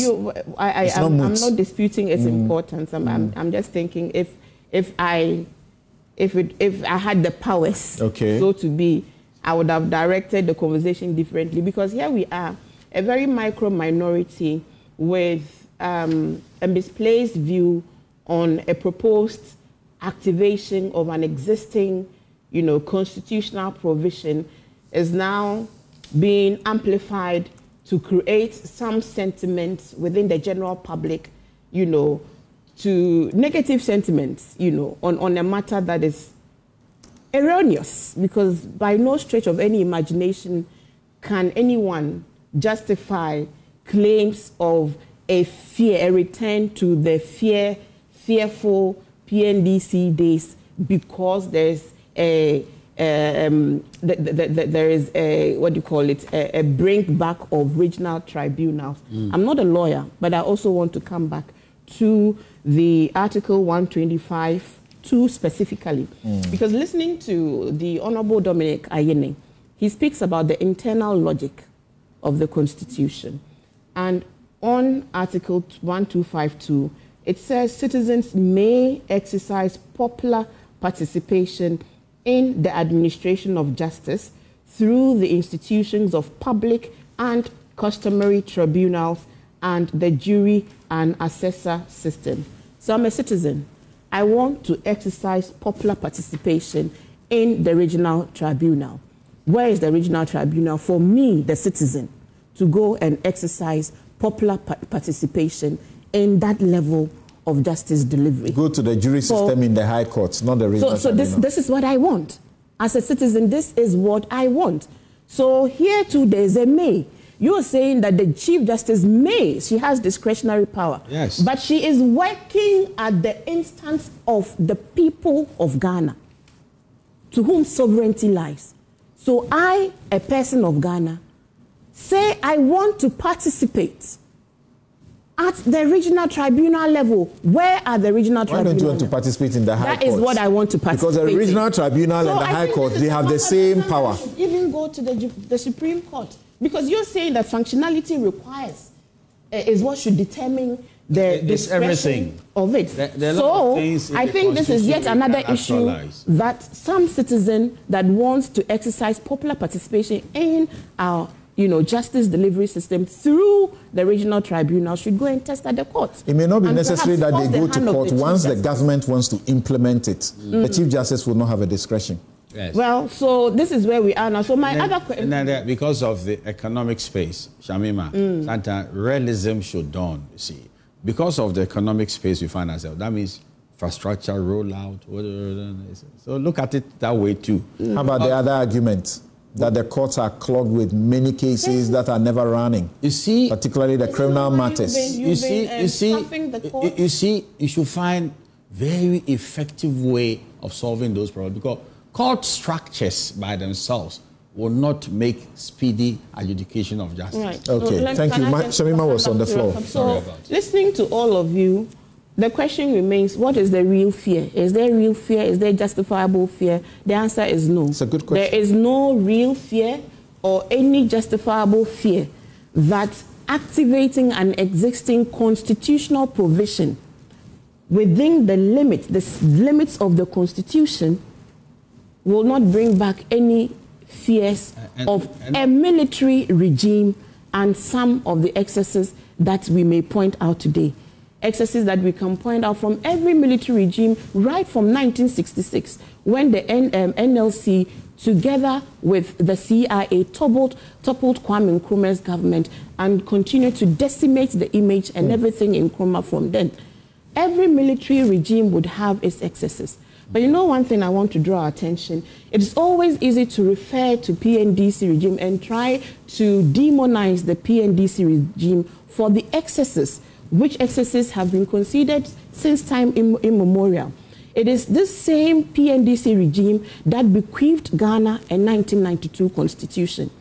It is the same PNDC regime and its operators under the 1992 under NDC that led this country for 8 years. It is never late to be right. It's never late to be right. So this argument... Please let me make... We're talking about SSS. Please, so people improve upon democracy. Please don't interrupt my train unless it is deliberate. Unless it is true. Unless bit of it is allowed. No. It's okay. Becoming appointment committee. No, please. So what I'm saying, that this continuous attempt every time, and you did it. When you were starting your contribution, you created an impression again. You reiterated the notion of a PNDC regime that was so bad that people are fearful of a return to the dark days. You alluded to that. No. And that is also fueling that negative perception. Can I just finish? And I'm saying that even as we point out to excesses which can be pointed out in all military regimes, including the forebears of the New Patriotic Party that halted Ghana's forward march to development by ousting Nkrumah under the supposed excesses of a system and the supposed transgressions against, human rights then. That era has sustained till now, that the legacy of Nkrumah lives on. And I'm coming to the PNDC, NDC regime. That same NDC that came out of the PNDC is the same tradition that has bequeathed us a 1992 constitution that has survived 32 years on. We must have done something right. Look. Can I please? We must have done something right to ensure that we brought this country back on an even keel, and we have delivered, because under NDC, whether you like it or not, there was a peaceful transfer of power from one democratically elected government to another, which was the New Patriotic Party. You are stealing. The community is begging you to stop stealing because it is not good. And you stop stealing. We should praise you for giving us a good system. Don't do that, Samson. Please don't do that. Don't do that, Samson. It cannot be. Please allow me to have my point. Okay? It cannot be self-contradictory, because here we are trying to, knowing very well that what we have spoken about with regards to the regional tribunal sits and situates itself in a constitution of Ghana, a constitution which reforms had been proposed, which your government came to power for 8 good years. And as the professor here said, you had every time within your, within your space to have expunged these provisions if you didn't like it, like you did with the districts and other tribunals. You didn't exercise that authority. And today, by mere mention of an activation of an existing constitutional provision to arrive at a consensus where the public is allowed the right to participate in justice delivery, which we hear is the internal logic of the 1992 Constitution, a sustained constitution for 32 good years. You want to create an impression that somebody is wanting to revert to the dark old days. So that is erroneous. And every right-thinking Ghanaian who is watching us this morning must not harbor any such fears. I'm saying that it's even too early in the days to be having a conversation about fears, because Ghana is on a forward march to democracy, to consecrating our democracy. We have done so well, 32 years on. Nobody wants to go back to any dark eras from NLC period to PNDs. Nobody wants to go back to those dark days. We want to activate our 1992 Constitution, and it is the same President John Dramani Mahama that has also assured in our manifesto that the stalled constitution review and reform process will be brought back. We would have conversations about our constitution and make decisions collaboratively with all key stakeholders, including market women who have opinions to share, including traders who have opinions to share, including the elites who may also have contributions to share, to ensure that we decide whether we want to change some things within our constitution. But until that happens, please, let us, exercise more caution in trying to elicit sentiments that are not there. They are not there. Now, I want to also say that what the NDC is going to do, as we have heard from our incoming Attorney General, is merely bringing the law to give flesh to what the Constitution has stated. I also want to say that laws being defunct, I don't know if that's the right term, laws in our books that are defunct, that have never been activated over time or functionalized, if I may borrow your word, are not new. I asked earlier about the law on causing financial loss to the state. It sits in our criminal code. It hadn't been used to jail anybody until Kufuor came in and used the law on causing financial, loss to the state to jail former, opponents. So I'm saying that activating existing law cannot be criminal or be by any stretch of anybody's fanciful imagination. And I'm almost wrapping up. I'm almost wrapping up, please. So I want to end up by saying that the public interest is all about justice. And justice that is fair, that is honest, that is efficient in its administration. That is all we want. I am so sure and confident that the leadership of John Dramani Mahama is going to consolidate Ghana's democracy. We're going to give freedom back to the people of Ghana. Vera, so it was intentional. And the Attorney General, it was intentional to change the place of ladies first to ladies last. Because I wanted you to enjoy what the lawyers around the table will say first. What do you say about this subject matter?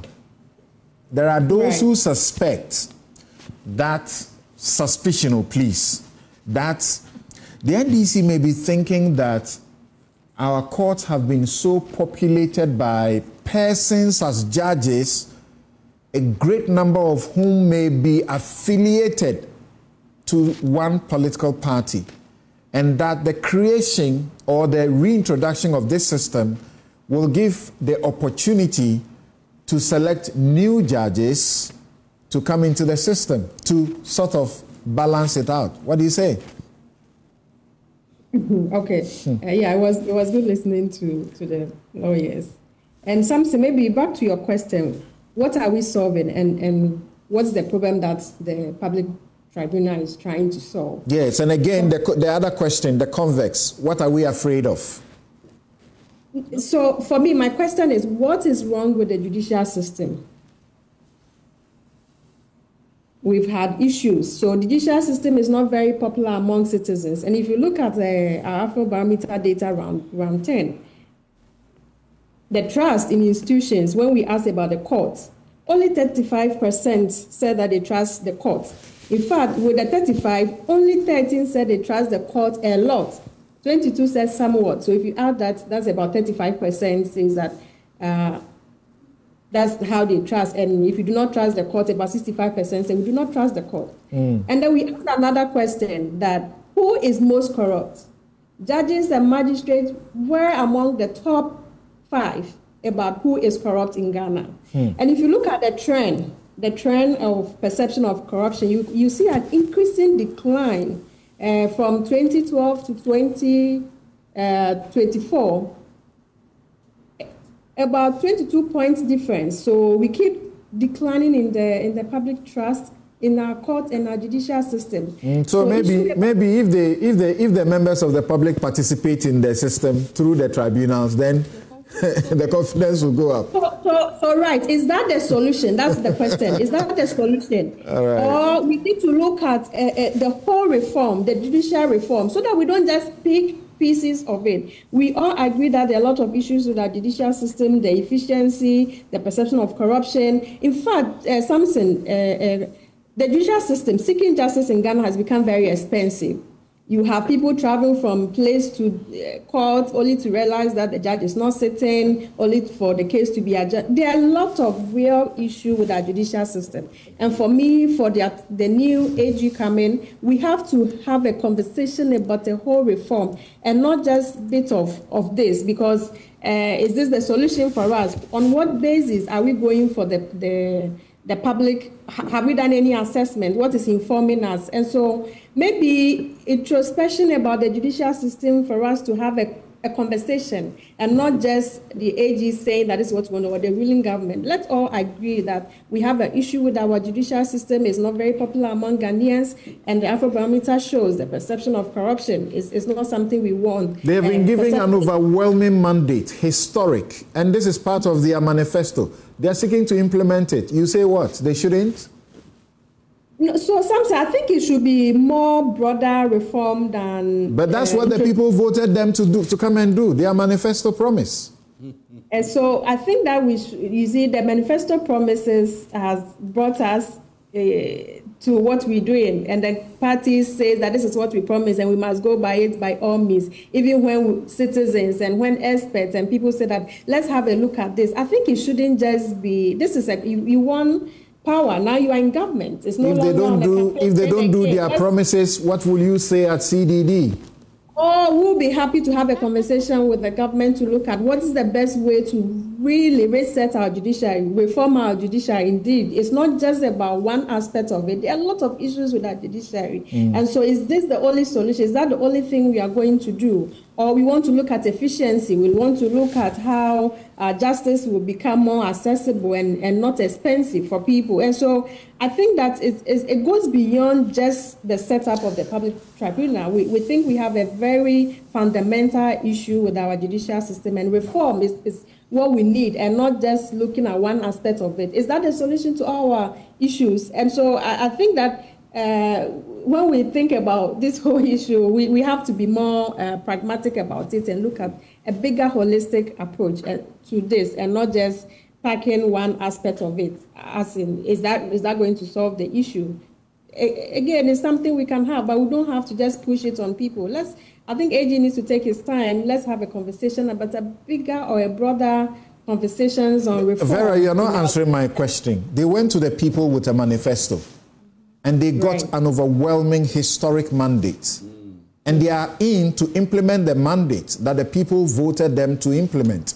Already, John Mahama is being asked, you said you pass LGBTQ bill. You are refusing. You will not be allowed to do that.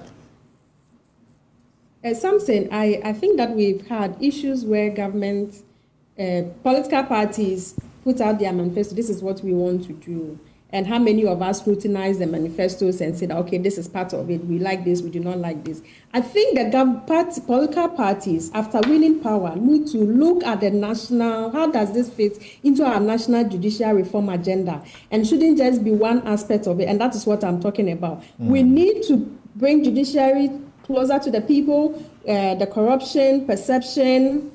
We need people to be part of it, to be popular among. But is that the solution? So my point is that it shouldn't just be because it's in a manifesto. We must go ahead with it by all means. Can we listen? But you just said bring the judiciary closer to the people. And this is the system that allows the people to participate directly in the system. One judge or one lawyer and two non-lawyers or non-judges involvement. Something, and I say that, and my question is that the solution to our problems we have in the judiciary? What do we do with all the other things happening in our judiciary? With the time efficiency, with how expensive it is, how we have not digitalized our court issues. So we have, I have a woman traveling all the way from Apam coming to Accra, and then only to find out the judge is not sitting. She has to find a way to go back and come. Almost every week, it continues like that. Right. And so for me, it is not just about, and this case is not, we have to really define it properly. What is it trying to solve? And that I didn't really get from the AG during the vetting, and that is worrying. So that is why I don't think we should quickly jump into it. There should be a conversation about a more broader reform. I think the government are going to look at economic reform. There's also an education, dialogue on education. Judiciary is important for us to have a reform so that we take views from all stakeholders and all voices and everybody to contribute to it. I don't think we should just be quick to implement. All right, that point is made. Vera, thank you very much. And we have two more issues to look at. So I want us to stop here, take a break, and return to the matter of Ora. And I'm getting some of you saying you want to say one thing. I'll give you just a minute, not more than that. Randolph Chumesi Ankra. So just to add to what the point Shamima made earlier, see, the suspicion or the fear which people appear to have is a misplaced one, because the regional tribunals that are going to be effected or put into effect, or putting the constitutional provisions into effect, is going to be within the constitutional architecture as we have it. And as we have it now, Chapter 5 of our Constitution guarantees fundamental human rights. And every court, right from the district court to the Supreme Court, is mandated to uphold the fundamental human rights. So the fear that the mention of tribunal is invoking past wrong, so to speak, it's neither here nor there when you look at it within the context of our present constitutional setup. So clearly, this question that was brought to the fore by my own very good friend, Balfour, and the spin that was put on it is clearly misplaced, because there is nothing to be afraid of, and there's no fear. Nobody's going to, like my learned senior said, nobody's going to line up in the street. But Vera is asking substantive questions, germane questions. The problems with our courts. The problems with our court, mainly the people's perceptions about the justice not being delivered in the manner it should be, or if you like she said, somebody traveling all the way from wherever to Accra only to be told that the court will not sit. I mean, how does this happen? Coming to Vera's point, I mean, maybe I was expecting you to inform Vera that at least when it comes to the judiciary, some inroads have been made to digitalize it by... if maybe the woman you talked about is not aware that she can actually pay to take her evidence or conference. Samson, you are aware that but she has to pay.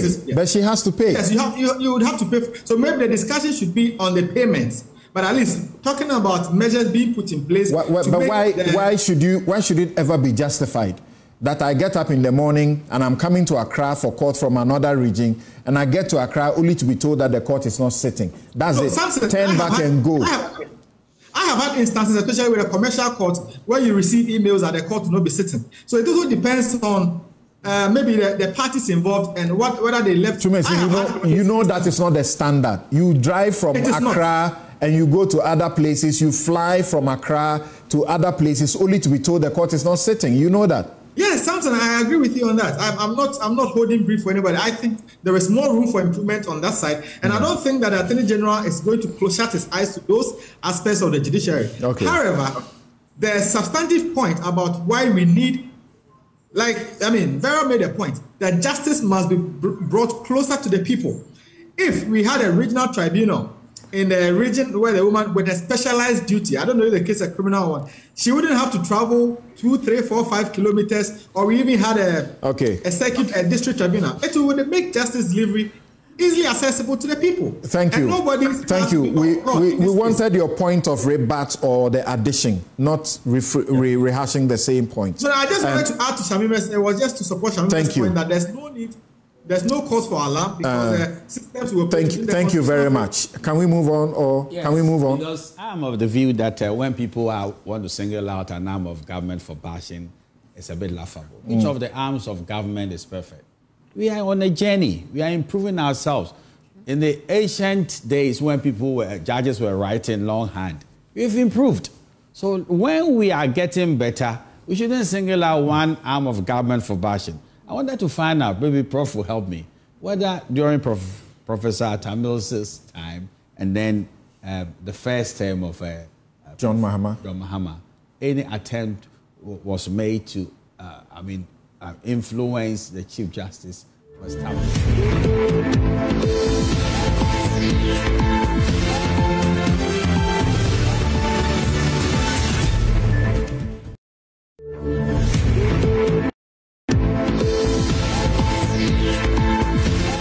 Create district and also circuit. That's the issue.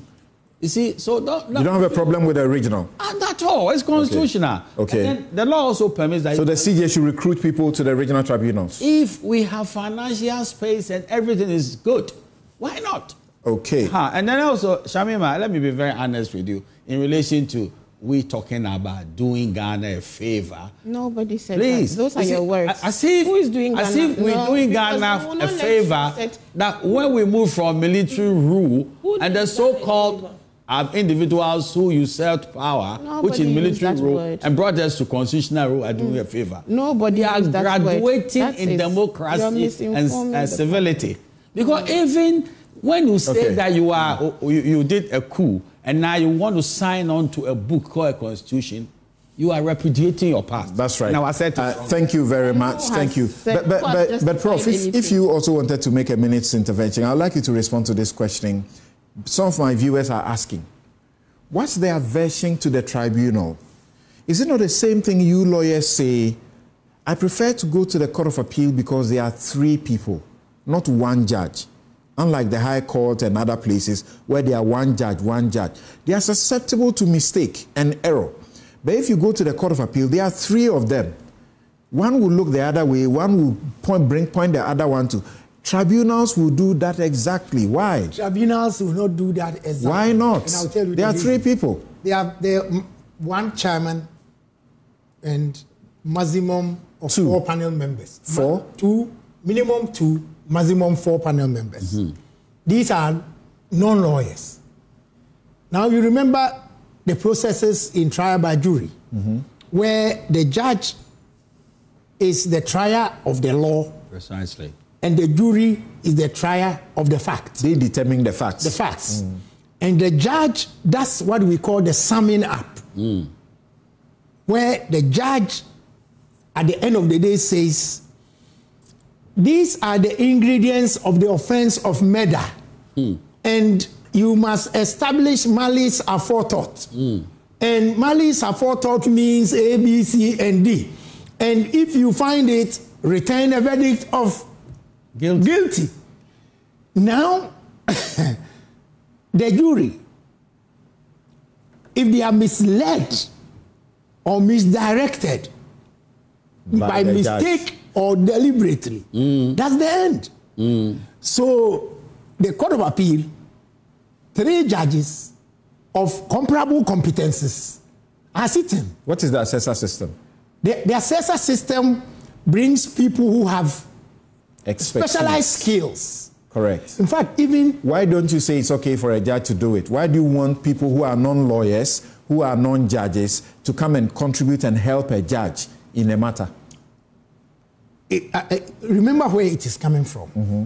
It is coming from the old system during the revolutionary days, where comrades wanted to be part of adjudication.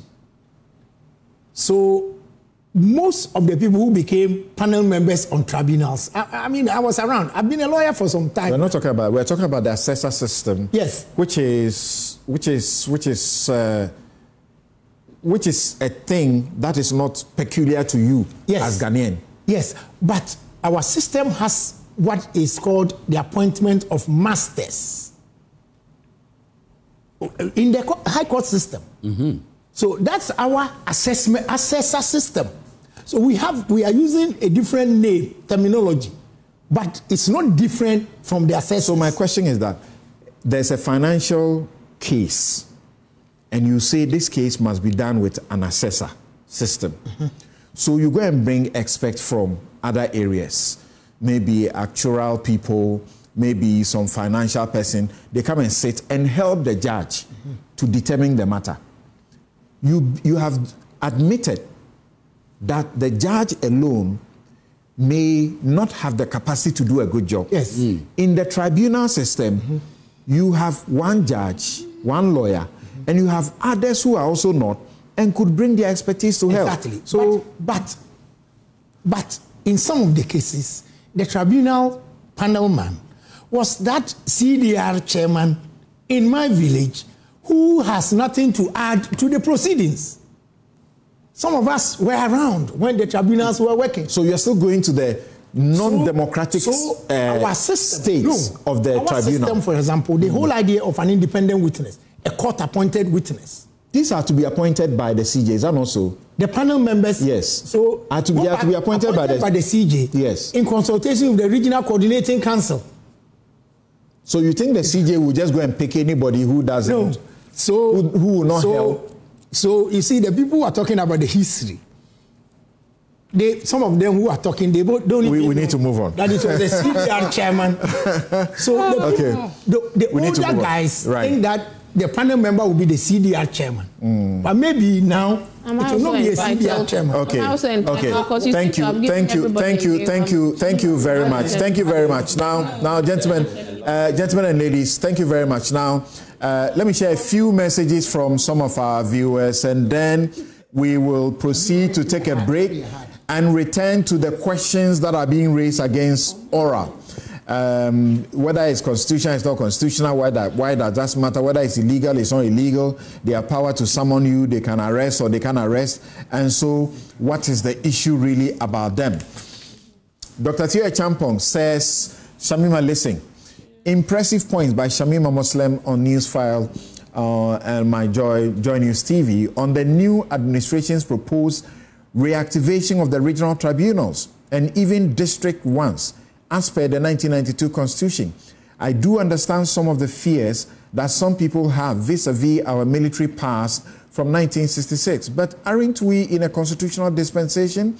What is the real fear? If someone wants to activate a constitutional provision that has largely remained silent or inoperable in a bid to improve justice delivery, will the operating procedure of these regional tribunals differ from that of the High Court in a way that negatively impacts justice delivery in the name of the people? This is not to say improvements to the already operable system, such as the High Court and other, cannot be done. I am no lawyer, but I do not see the two as mutually exclusive. Anam St. John says the IMF has a panel of 3 for arbitration and none of them has a law degree. The laba is too much. Activate the tribunals. Thank you. Ni Hinakwa says the discussion is very informing. Interesting schools of thought. Newsfile, thank you very much. The people who pretend they don't like law, so they say, hey, Samson is talking too much law. Forget about them. They like it. They enjoy it. A bit of law is good for your blood. Abdullah Panla Isa says the Ayene Cassius mining situation is nothing but a clear conflict of interest situation, and whether or not the Republic has a good case against Cassius Mining, we will not take anything below a judgment in our favor. Okay, so that's about it. But there's someone who also says that this Ayine matter, why? Atachia has and Prof. Jan have given the solution. Conflict of interest means you do a disclosure, and then after you do a disclosure, what do? You step aside. So he's not the only person who will be manning the place. So what's the problem? Yakubu Ibn Chambers says on the matter of revisiting some pages of the Constitution to reactivate dysfunctional provisions such as the setting up of the district tribunals to fit into the modern wagon. If the need has arisen, why not? But to reactivate constitutional provisions that are deemed mundane and threat to the democratization of Ghana, why must we? The NDC has an entrenched manifesto to consolidate. So the back and forth about reactivating and reviving dead provisions in the Constitution will be time-wasting and unnecessary. The NDC must stick to the course. Yakubu Ibn Chambers sent in that one. Jake says that, well, I'm initially leaning towards the views of Jan and Atachia. A cardinal rule of constitutional interpretation is that the Constitution must be read as a whole. When this is done and not limiting oneself to only Article 142, one would only come to the conclusion that the tribunals ought to be established and left to the discretion of the Chief Justice. But I think the NDC must jettison this, particularly in the creation of district and circuit ones. Frank Anderson says, what we saw under a supposed democratic regime headed by Akufo-Addo in the last 8 years perpetrated equal measure of excesses as military regime. This much ado about nothing. That's for those of you complaining about excesses. Fortunate Few is a law teacher and practitioner, says that, can a citizen who is a non-lawyer participate in the administration of justice? But in a tribunal system, non-lawyers can do so. Thanks for your views. Then a procurement practitioner, a foremost one, says, here is the dictionary meaning of a tribunal. And he quotes the dictionary. A type of court with the authority to deal with a particular problem or disagreement, an international war crimes tribunal or military tribunal. They exist already. We use tribunals in labor disputes. That's true. Tribunals allow non-legal people with specialist expertise to adjudicate and settle or try matters of a specialist nature. For example, a procurement tribunal could be set up to try people who violate the act, and it would allow people like myself to try my colleagues. What the General Legal Counsel does with lawyers is actually a tribunal. That is also true. Tribunals are also free. Let's not lose sight. And they are faster processes compared to the main judicial ones. He has more views, but I'm sorry, I'm unable to continue with them because we need to take a break. And Dr. Tony Edu says Akufo-Addo was Kofi Kumsin's lawyer in a criminal libel case prior to his appointment as AG in 2001. He filed a nolle prosequi on the case. Was there a conflict of interest? Good question. Thank you very much. I return to share more of your views. There are too many of them. We'll be right back. You're welcome back. This is Newsfile, it's your most authoritative news analysis platform. And here on Newsfile, we put Ghana first. When we say authoritative, think about it. We mean it. Professor Jan is here. When you're talking about any matter about land, if you skip him, you are doomed. And that's the fact. You can't do anything about it. So get it as authoritative as it comes. The debate on the public tribunals is dominating our pages, but let's go to some other issues, please. Thank you very much. So the ORA, Operation Recover All Loots. The Attorney General nominee was asked about it, and he justified it. The minority held a press conference and repudiated it. Okay? President Mahama has been compelled about the activities of oral, the things that are coming out of it, to issue certain directives. He issued a directive, quote, immediate cessation of all activities relating to the sale, lease, or processing of transactions involving state and public lands, and submit a report of all transactions within 14 days. He wrote this to the Lands Commission boss. Samuel Kudjeto Ablakwa, who chairs the oral committee, says this is what they are doing. They are simply gathering information, and they will provide evidence to the Attorney General, to the Special Prosecutor, and appropriate institutions to ensure a quick start in 2025. So they want to give them, sort of a leapfrogging when they start to prosecute those who have done wrong. After marking, the minority leader says, quote, it is a needless committee.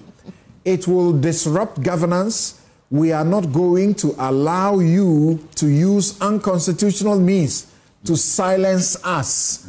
The public have been asking, if you have nothing, you have looted nothing, if you have done nothing wrong, well, what are you afraid of? Just submit to them. Well, the Office of the Special Prosecutor has in its half-yearly report endorsed oral without exactly saying so in its report.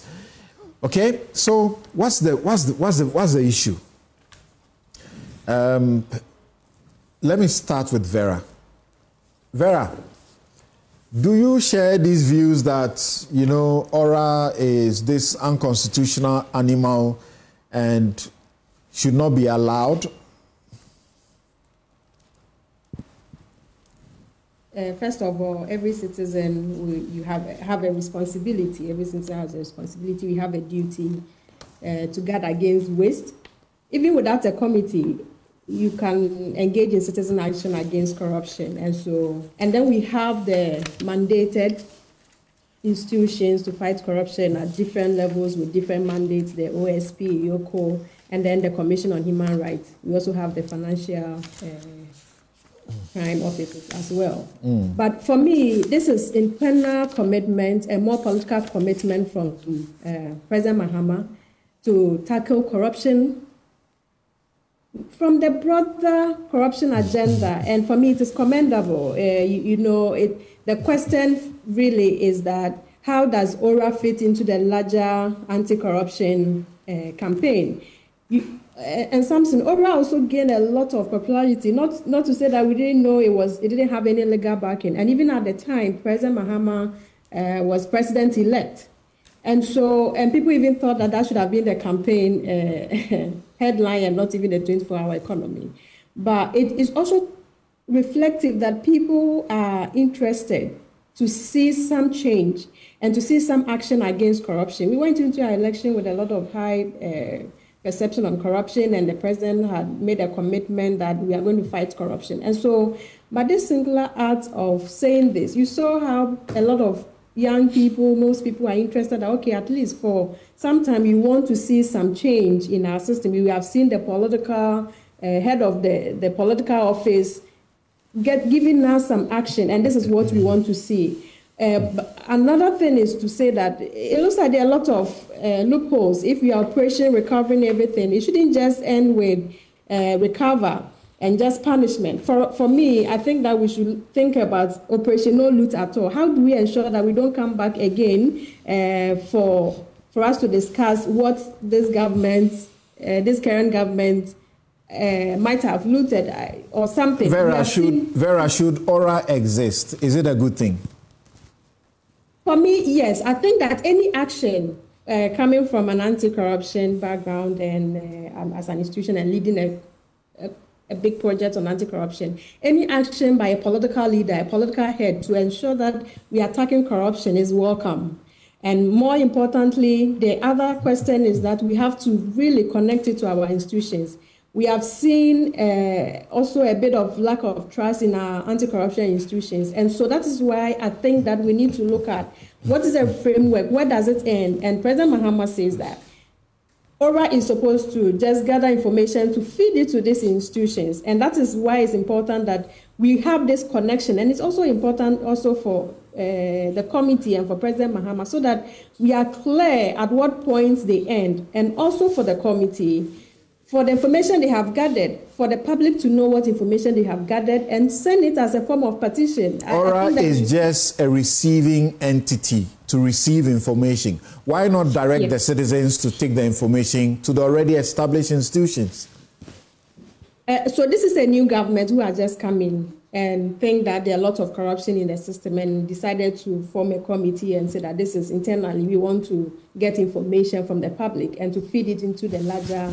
I think that, and for me, there's also communication that as soon as we have the AG assumes office, the committee is going to unfold.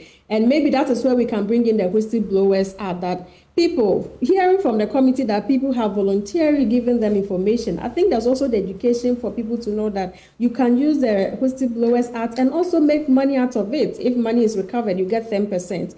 And so I don't think this should be an issue. Any action, really, if this is what they've told us is true, and it will be important for the public to know the information they have received, to be sent into these institutions as a form of petition so that we can all know. And even for individuals who had voluntarily given them information to know that, okay, we have seen some action on the information that were given to you. So it shouldn't just be something that will be done, hand over to President Mahama, and we are not sure what is in there, what information was given out. Okay.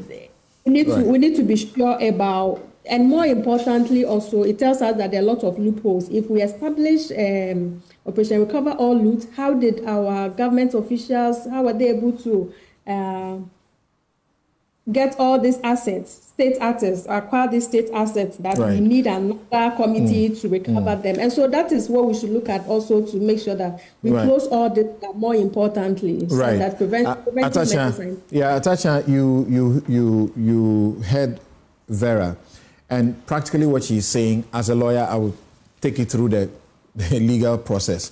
Article 41, Article 41F, says that citizens have duties and obligations to perform, and what they are supposed to do, it says they are to protect and preserve public property, expose and combat misuse and waste of public funds and property.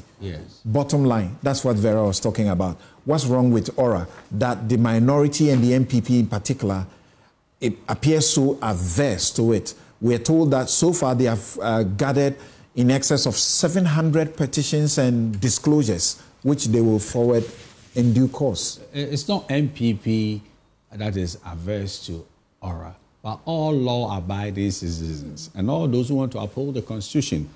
I'm very glad you quoted it. So coming from one of the gentlemen I respect in Parliament, all the issues we are talking about should be situated in law. You see, you will protect the properties of the state through what? Self-help? How can you say that I'm protecting the properties of the state? So I'll go down and break down a whole wall without a court order. Are you becoming a judge unto yourself? Has ORA done that? Yes, they've done it. They have. Look, has not there is conclusive evidence that they said they use national security, deferring information to national security. It was on air today that they broke down walls. So they gave the information they had received to national security. And national security went to break down a wall. They didn't break down a wall. Because that is an admission of the poverty of the work they are doing in trying to arrogate unto themselves the powers of state institutions. That aside, what's wrong with what they are doing? I'm saying that what they are doing is that they want to jail people in the court of public opinion. They want to mess up individuals and say that you've done this, and that. So that when they eventually put together a dossier against somebody and it goes to court, and then the court should say that, look, the evidence that have been brought before me is not enough to jail a man.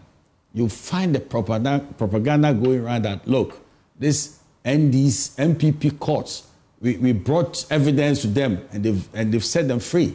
So I am of the humble view that when you have any concrete evidence against anybody, or you are gathering evidence, it should be submarine. It's not something that should be publicized.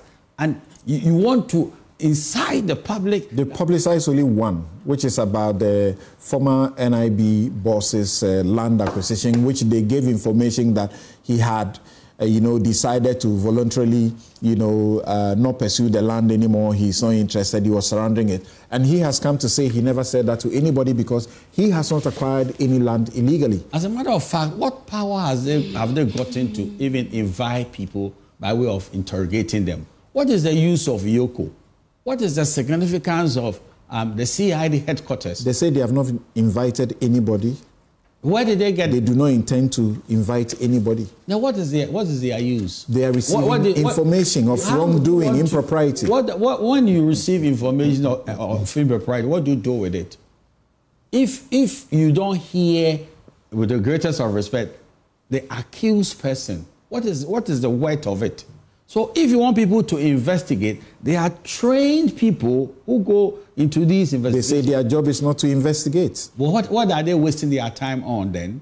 What is the purpose of the Whistleblowers Act? The Whistleblowers Act says anyone who has any information about any person involved in an impropriety, including acts of corruption, they can take that information or blow the whistle to a number of people, including their MP, including a chief, including elders in their community, including office of the president. When you do that, are you expecting your MP to do the investigation? The whistleblower is so audacious and press happy that the cameras are on the whistleblower. What would be the sense of a whistleblower? A whistleblower is somebody who is in hiding and has concrete information to give to the appropriate place, so that they will use the information and we get benefit. What are we seeing? This is a glorified vigilantism you are witnessing. I see people are press happy that they are going through this corner, the cameras on them. This is a man who is standing here. What is this all about? They say they received information and they decided to validate the information by visiting the so-called land. That's all they have done. When you want to validate information, be quiet about it. Because the information might even run away when it's exposed in this manner. Who's going to give you information that is of consequence? And then you are parading the information in the manner that you are doing. You see, do you know what you are trying to do? You want people to be guilty now. You want to name people and the rest of it. And what is even worse, I'm afraid you do not secure results in terms of investigations if it's all publicized. They've done only one of that. Well, they are doing a lot. And I'm telling you that we better stop what we are doing because the institutions are around. The institutions are good enough to say that, look, this is information you've brought us. We do want to carry. Can you give us the leads? So privately, they'll prepare a dossier. Eventually, they see that, oh, there's a good case I want to put out. They might seek in the advice of the Attorney General, and people will be prosecuted. Is oral unconstitutional? Is it illegal? Is it unlawful? It is very unlawful. It's populist, and we shouldn't go that way. If they are doing what a whistleblower will do, and the Constitution and the Witness and the Whistleblowers Act allows this. Himself. The sense of a whistleblower is a low-key individual with strategic and if a rather sensitive information that will be ferried to the appropriate body for them to look at it and then pursue. So what makes them unconstitutional and illegal is the publicity they attach to what they do. And even running around to be recognized and going to this place. That's what makes them unconstitutional and illegal? Oh, very much so. They are trying to say that, look, we are running after people. This country, we don't run after people. We investigate people, and we do it privately in a manner that even the people will be invited. So they go with their lawyers. A dossier, a docket is prepared, and the law, or what we call due process, is followed. But they say what they are gathering will be tendered to the Attorney General, Why don't you gather OSP, quietly? And they will do the investigations. What is the vanity of determining if they have to prosecute? You are trying to do? Why don't you do submarine gathering so people are relaxed? and people will be able to deal with it. You are okay with them if they do the work without the publicity? Whatever they are doing, let them do it in accordance with law. And I'm saying that in trying to gather information or whatever you are trying to do, what I have known in any civilized environment is very quiet. So if you didn't know that they are listening to your phone conversations, or you don't know who is giving them this file or whatever there is. You're okay with them if they did it that way without publicity? I wouldn't mind at all. And nobody knows what they are doing. And all the investigations that the NDC will want to do, the institutions are there to assist them.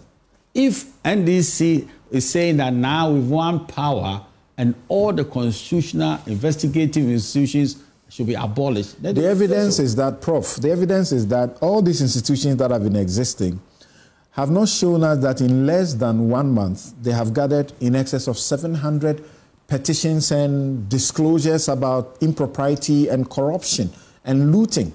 Aura gives us that. Yes, receiving 700 complaints in 2 weeks is okay, but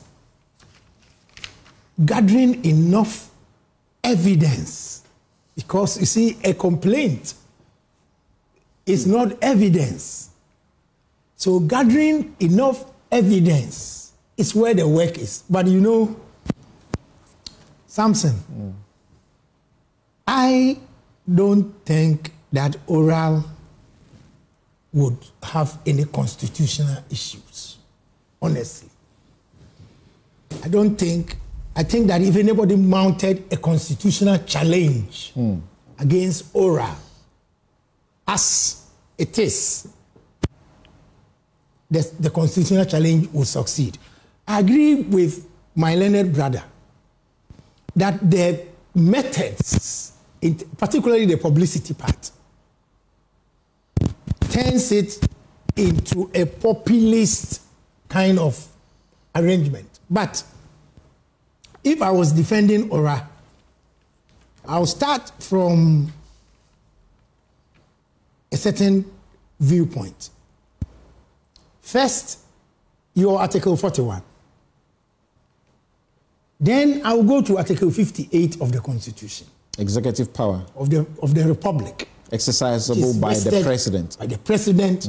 And that the President can exercise this executive authority either by himself, directly, or through officers subordinate to him. The ORA members are not officers of the state. So wait. Then I will go to the Whistleblowers Act, 2006. I'll go to the Whistleblowers Act. And I'll look at Section 3 of the Whistleblowers Act. There is a litany of places where persons who have information about wrongdoing can go and kind of file the same complaint, report. One of the offices is the office of the President. So, if the President decides that instead of coming to my office, go to this office and inform them about wrongdoing, I don't think there is a problem. He was president-elect when he set it up.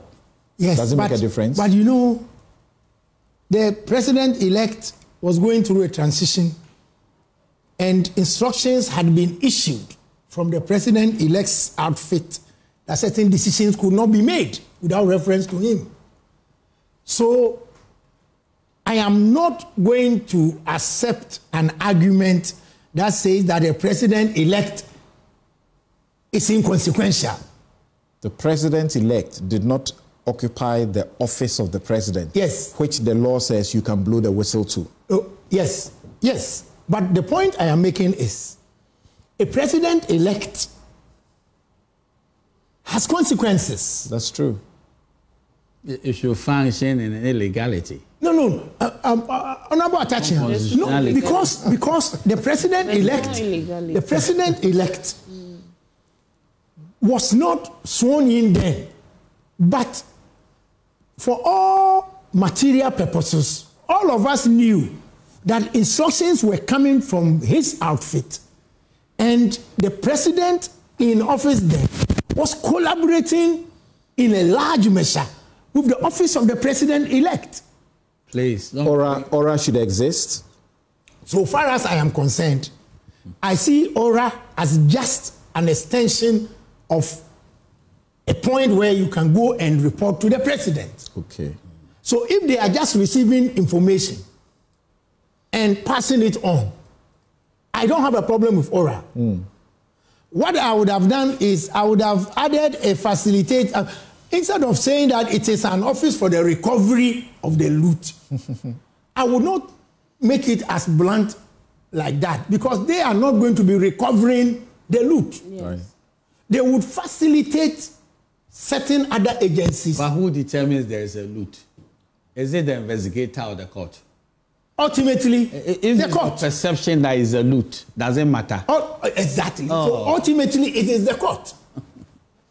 So it is the name. But which in a is small measure, in a limited measure, yes, it could be determined by the investigator, and the person may submit to the investigator to terminate the matter without it going to court. Yes, but including plea bargain. Yes. But you see, Aura would not have the power to plea bargain. That's right. So, Samson, what I think they should do is, Aura would not have the power to compel attendance of witnesses. It says it has not done so. And it does not intend to do so. So that is why there is a perception that they will end up inviting people. And I hope they would not invite anybody. Right. And I also don't expect that they should be walking around with the cameras. Honestly. I don't think they should be walking around. Tell us, you are in the best place to tell us this. I don't know how briefly you can do that. What is this thing about this rezoning of properties, prime land, and the elites, particularly the politically exposed, benefiting? And the public is aghast at the fact that this NIB boss, as has been revealed, is purchasing this land at 160,000 Ghana cedis, when that land could cost, as the group says, in excess of, is it 700,000 US dollars? That's 10 million Ghana cedis. And he's buying it for less than 11,000, dollars. Samson. In this country, Article 257 of the Constitution defines the public lands as those lands which had been taken for the purposes of the state before the coming into force of the Constitution, and those lands that will be subsequently taken for the purposes of the Constitution. Then Article 258 establishes a lands commission, which has the mandate primarily to do three things. So, if you look at Article 258(2), it says that there shall be a lands commission which, together or in collaboration with other public agencies, shall manage on behalf of the government of Ghana, and that's the most important part. On behalf of the government of the Republic of Ghana, the Lands Commission will manage the public lands, and the lands vested in the president, and the lands vested in the commission. Now, Samson, if you look at the State Lands Act of 1962, Act 125, the law under which most of our lands were compulsorily acquired. And I brought you a copy.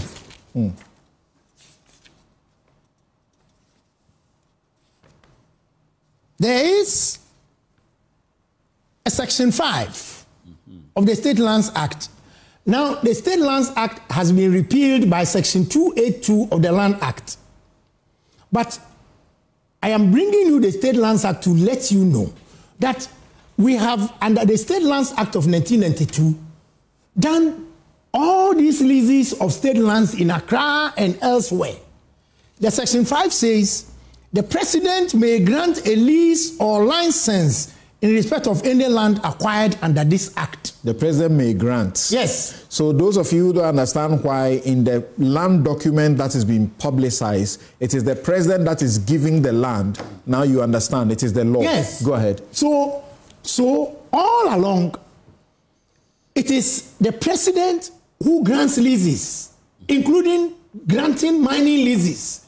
But he himself doesn't sign the lease. Okay. Yes. So in respect of mining leases, the Minister for Lands and Natural Resources signs on behalf of the president. Yes. In the case of land leases, the chairman of the Lands Commission or the regional chairman of the Lands Commission signs off on behalf of the president of the Republic.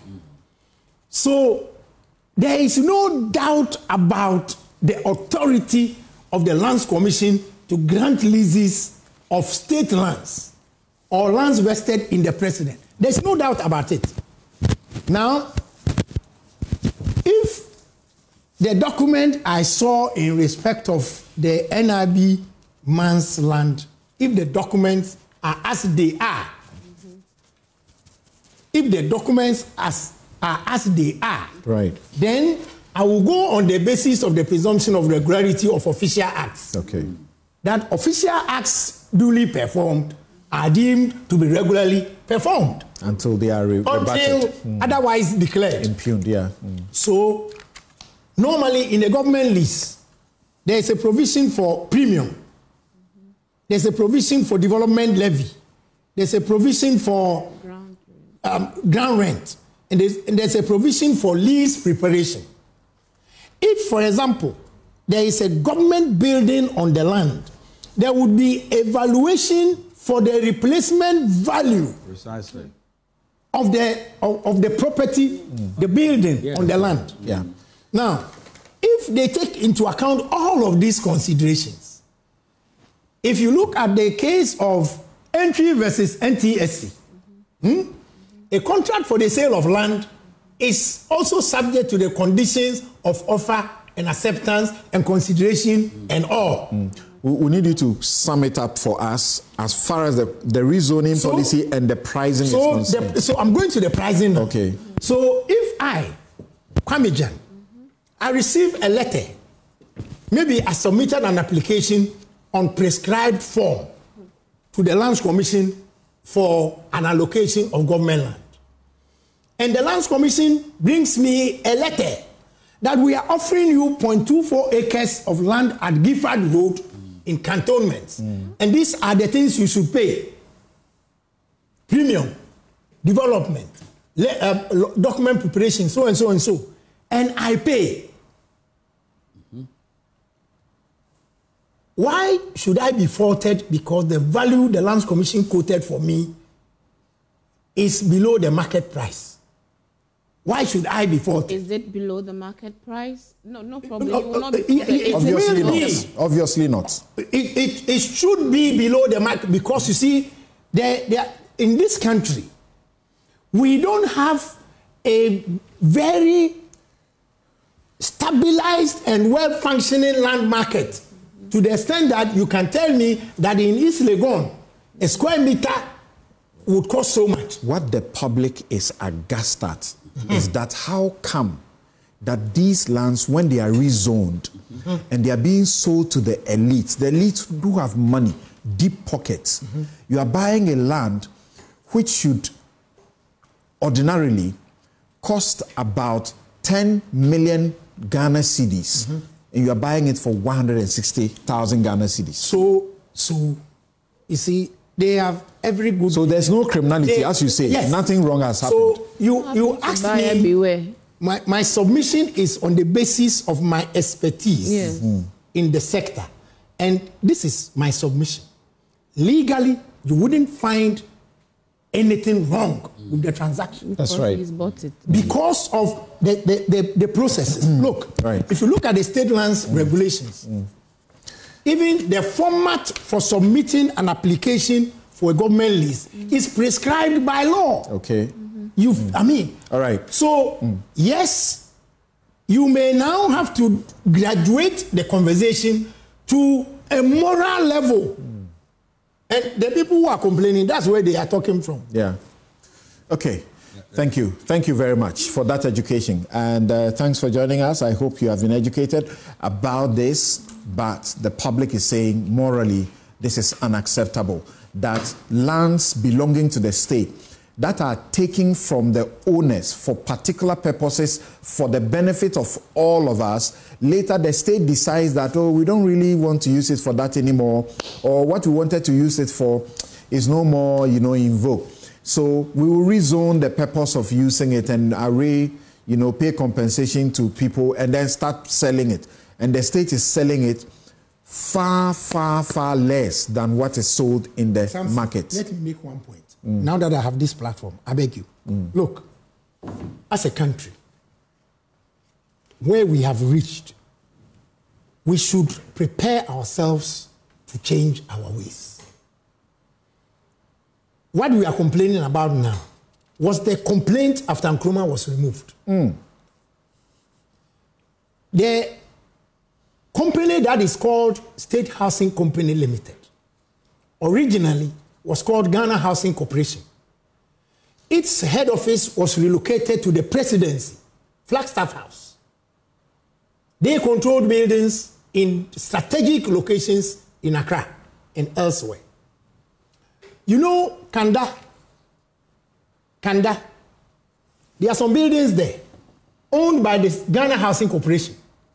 Ghanaians, members of the Veranda Boys group, had bought land buildings on mortgage from State Housing.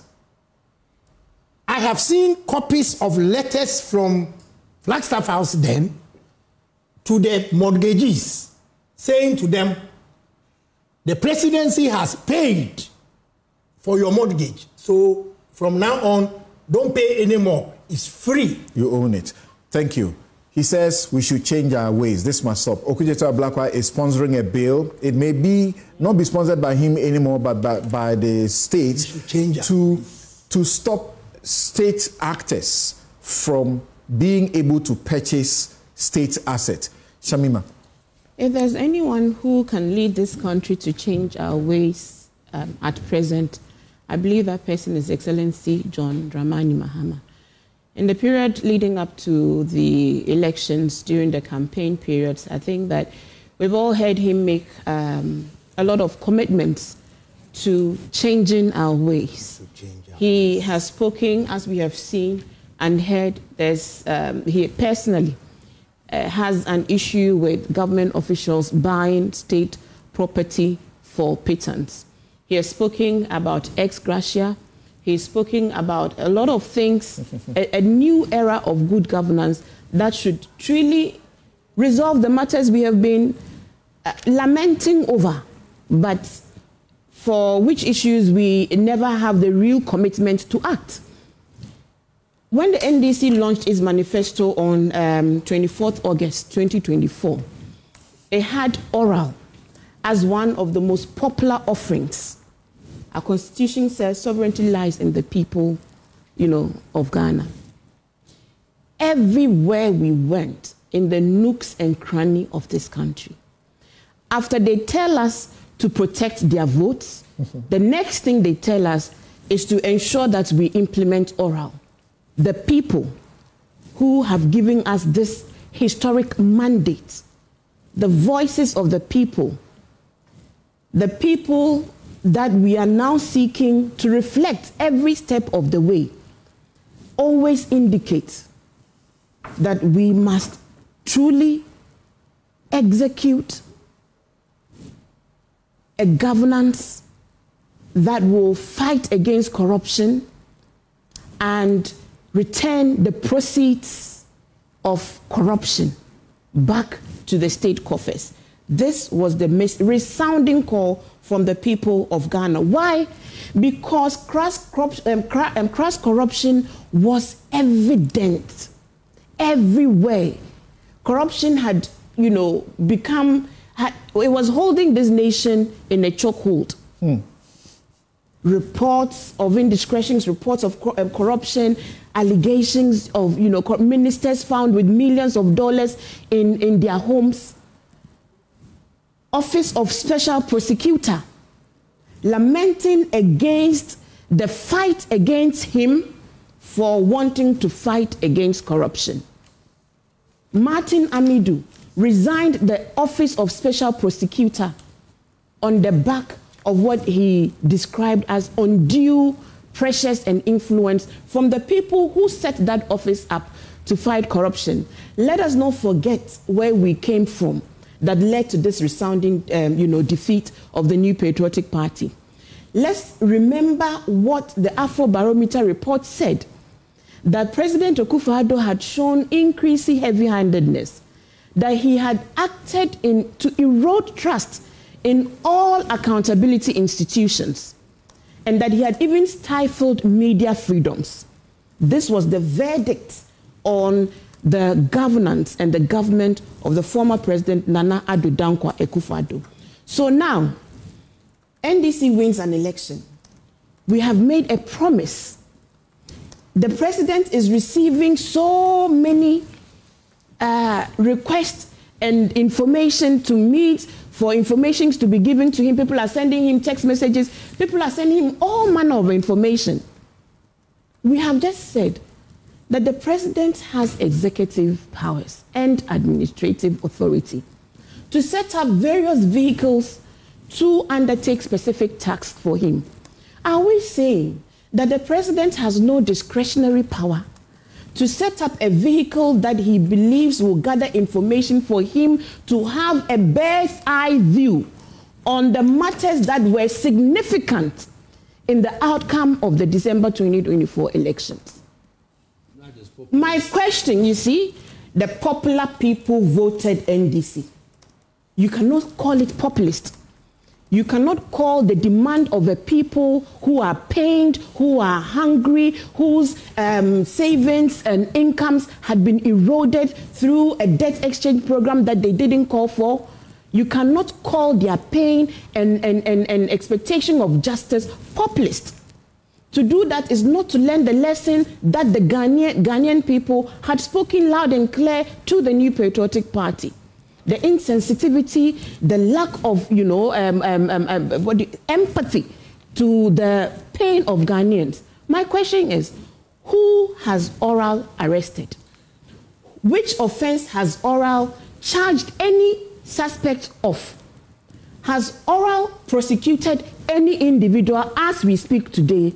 The answer is no.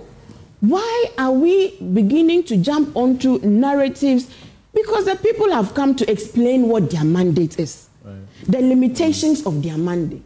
They have told you that they are a preparatory team gathering information, creating a platform. The institutions that Afrobarometer told us trust is an all-time low. Do we start a new governance trusting the people at the helm of these institutions, which trust is at an all-time low? Please, we are not. Then what is the point? So please, we will do the work that is required. Sorry? Can I just can you do me a small favor? Rain of Chum. Hello, are you with us? Yes, I'm here, Samson. Okay. I want you to say this in 30 seconds. I beg you, we have run out of time. We can't do anything about this situation. As far as you are concerned, there's nothing illegal about Aura, correct? No, Samson, actually, I find it I think it's a sin against the Constitution for anybody to suggest that Aura is unconstitutional or illegal. And I say so because Aura must be looked at in terms of it as a concept, an ideal by the president, a policy direction to recover all stolen state properties. I don't see how a policy of a president to recover or to put in measures to recover, that idea alone can be described as illegal or unconstitutional.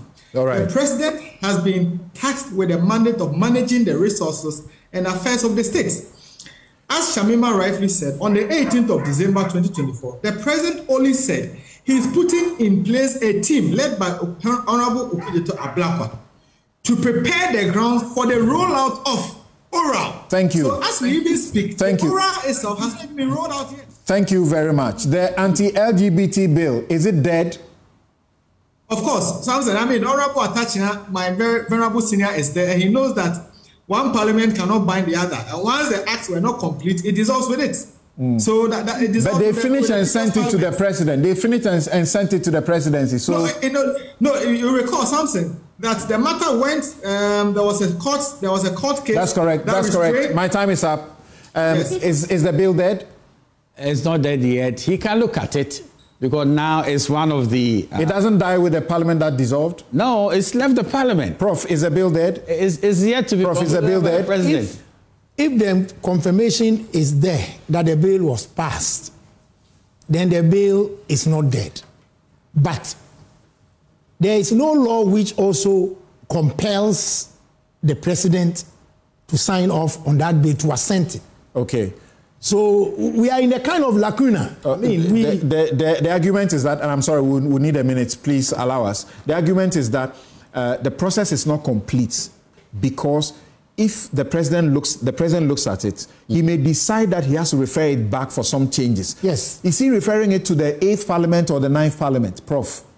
So that is why I'm saying we appear to have a lacuna. Okay. And in any event, if I was President Mahama, right, a bill that was passed when I wasn't the president, I should come and just assent whether I believe in it or I don't believe in it. All right. So the issue is not that. Okay, I'm sorry. Well in the day for this propaganda that the NPP is trying to push back. Okay. If they were committed to the matter, they would have passed this. Thank you. My guests have been Professor Kwame Jan, Samuel Atachia, Vera Abna Ado, and Shamima Muslim, as well as Randolph Chumesi Ankra. Please forgive us. There are tons of messages that have come from you. We'll find a way to see how we bring this somehow into next week, so we find some good time to share your views as well. I'm Samson Lardy Anyenini. This has been your most authoritative news analysis platform, Newsfile. And we run out of time even where we have extension of 1 more hour.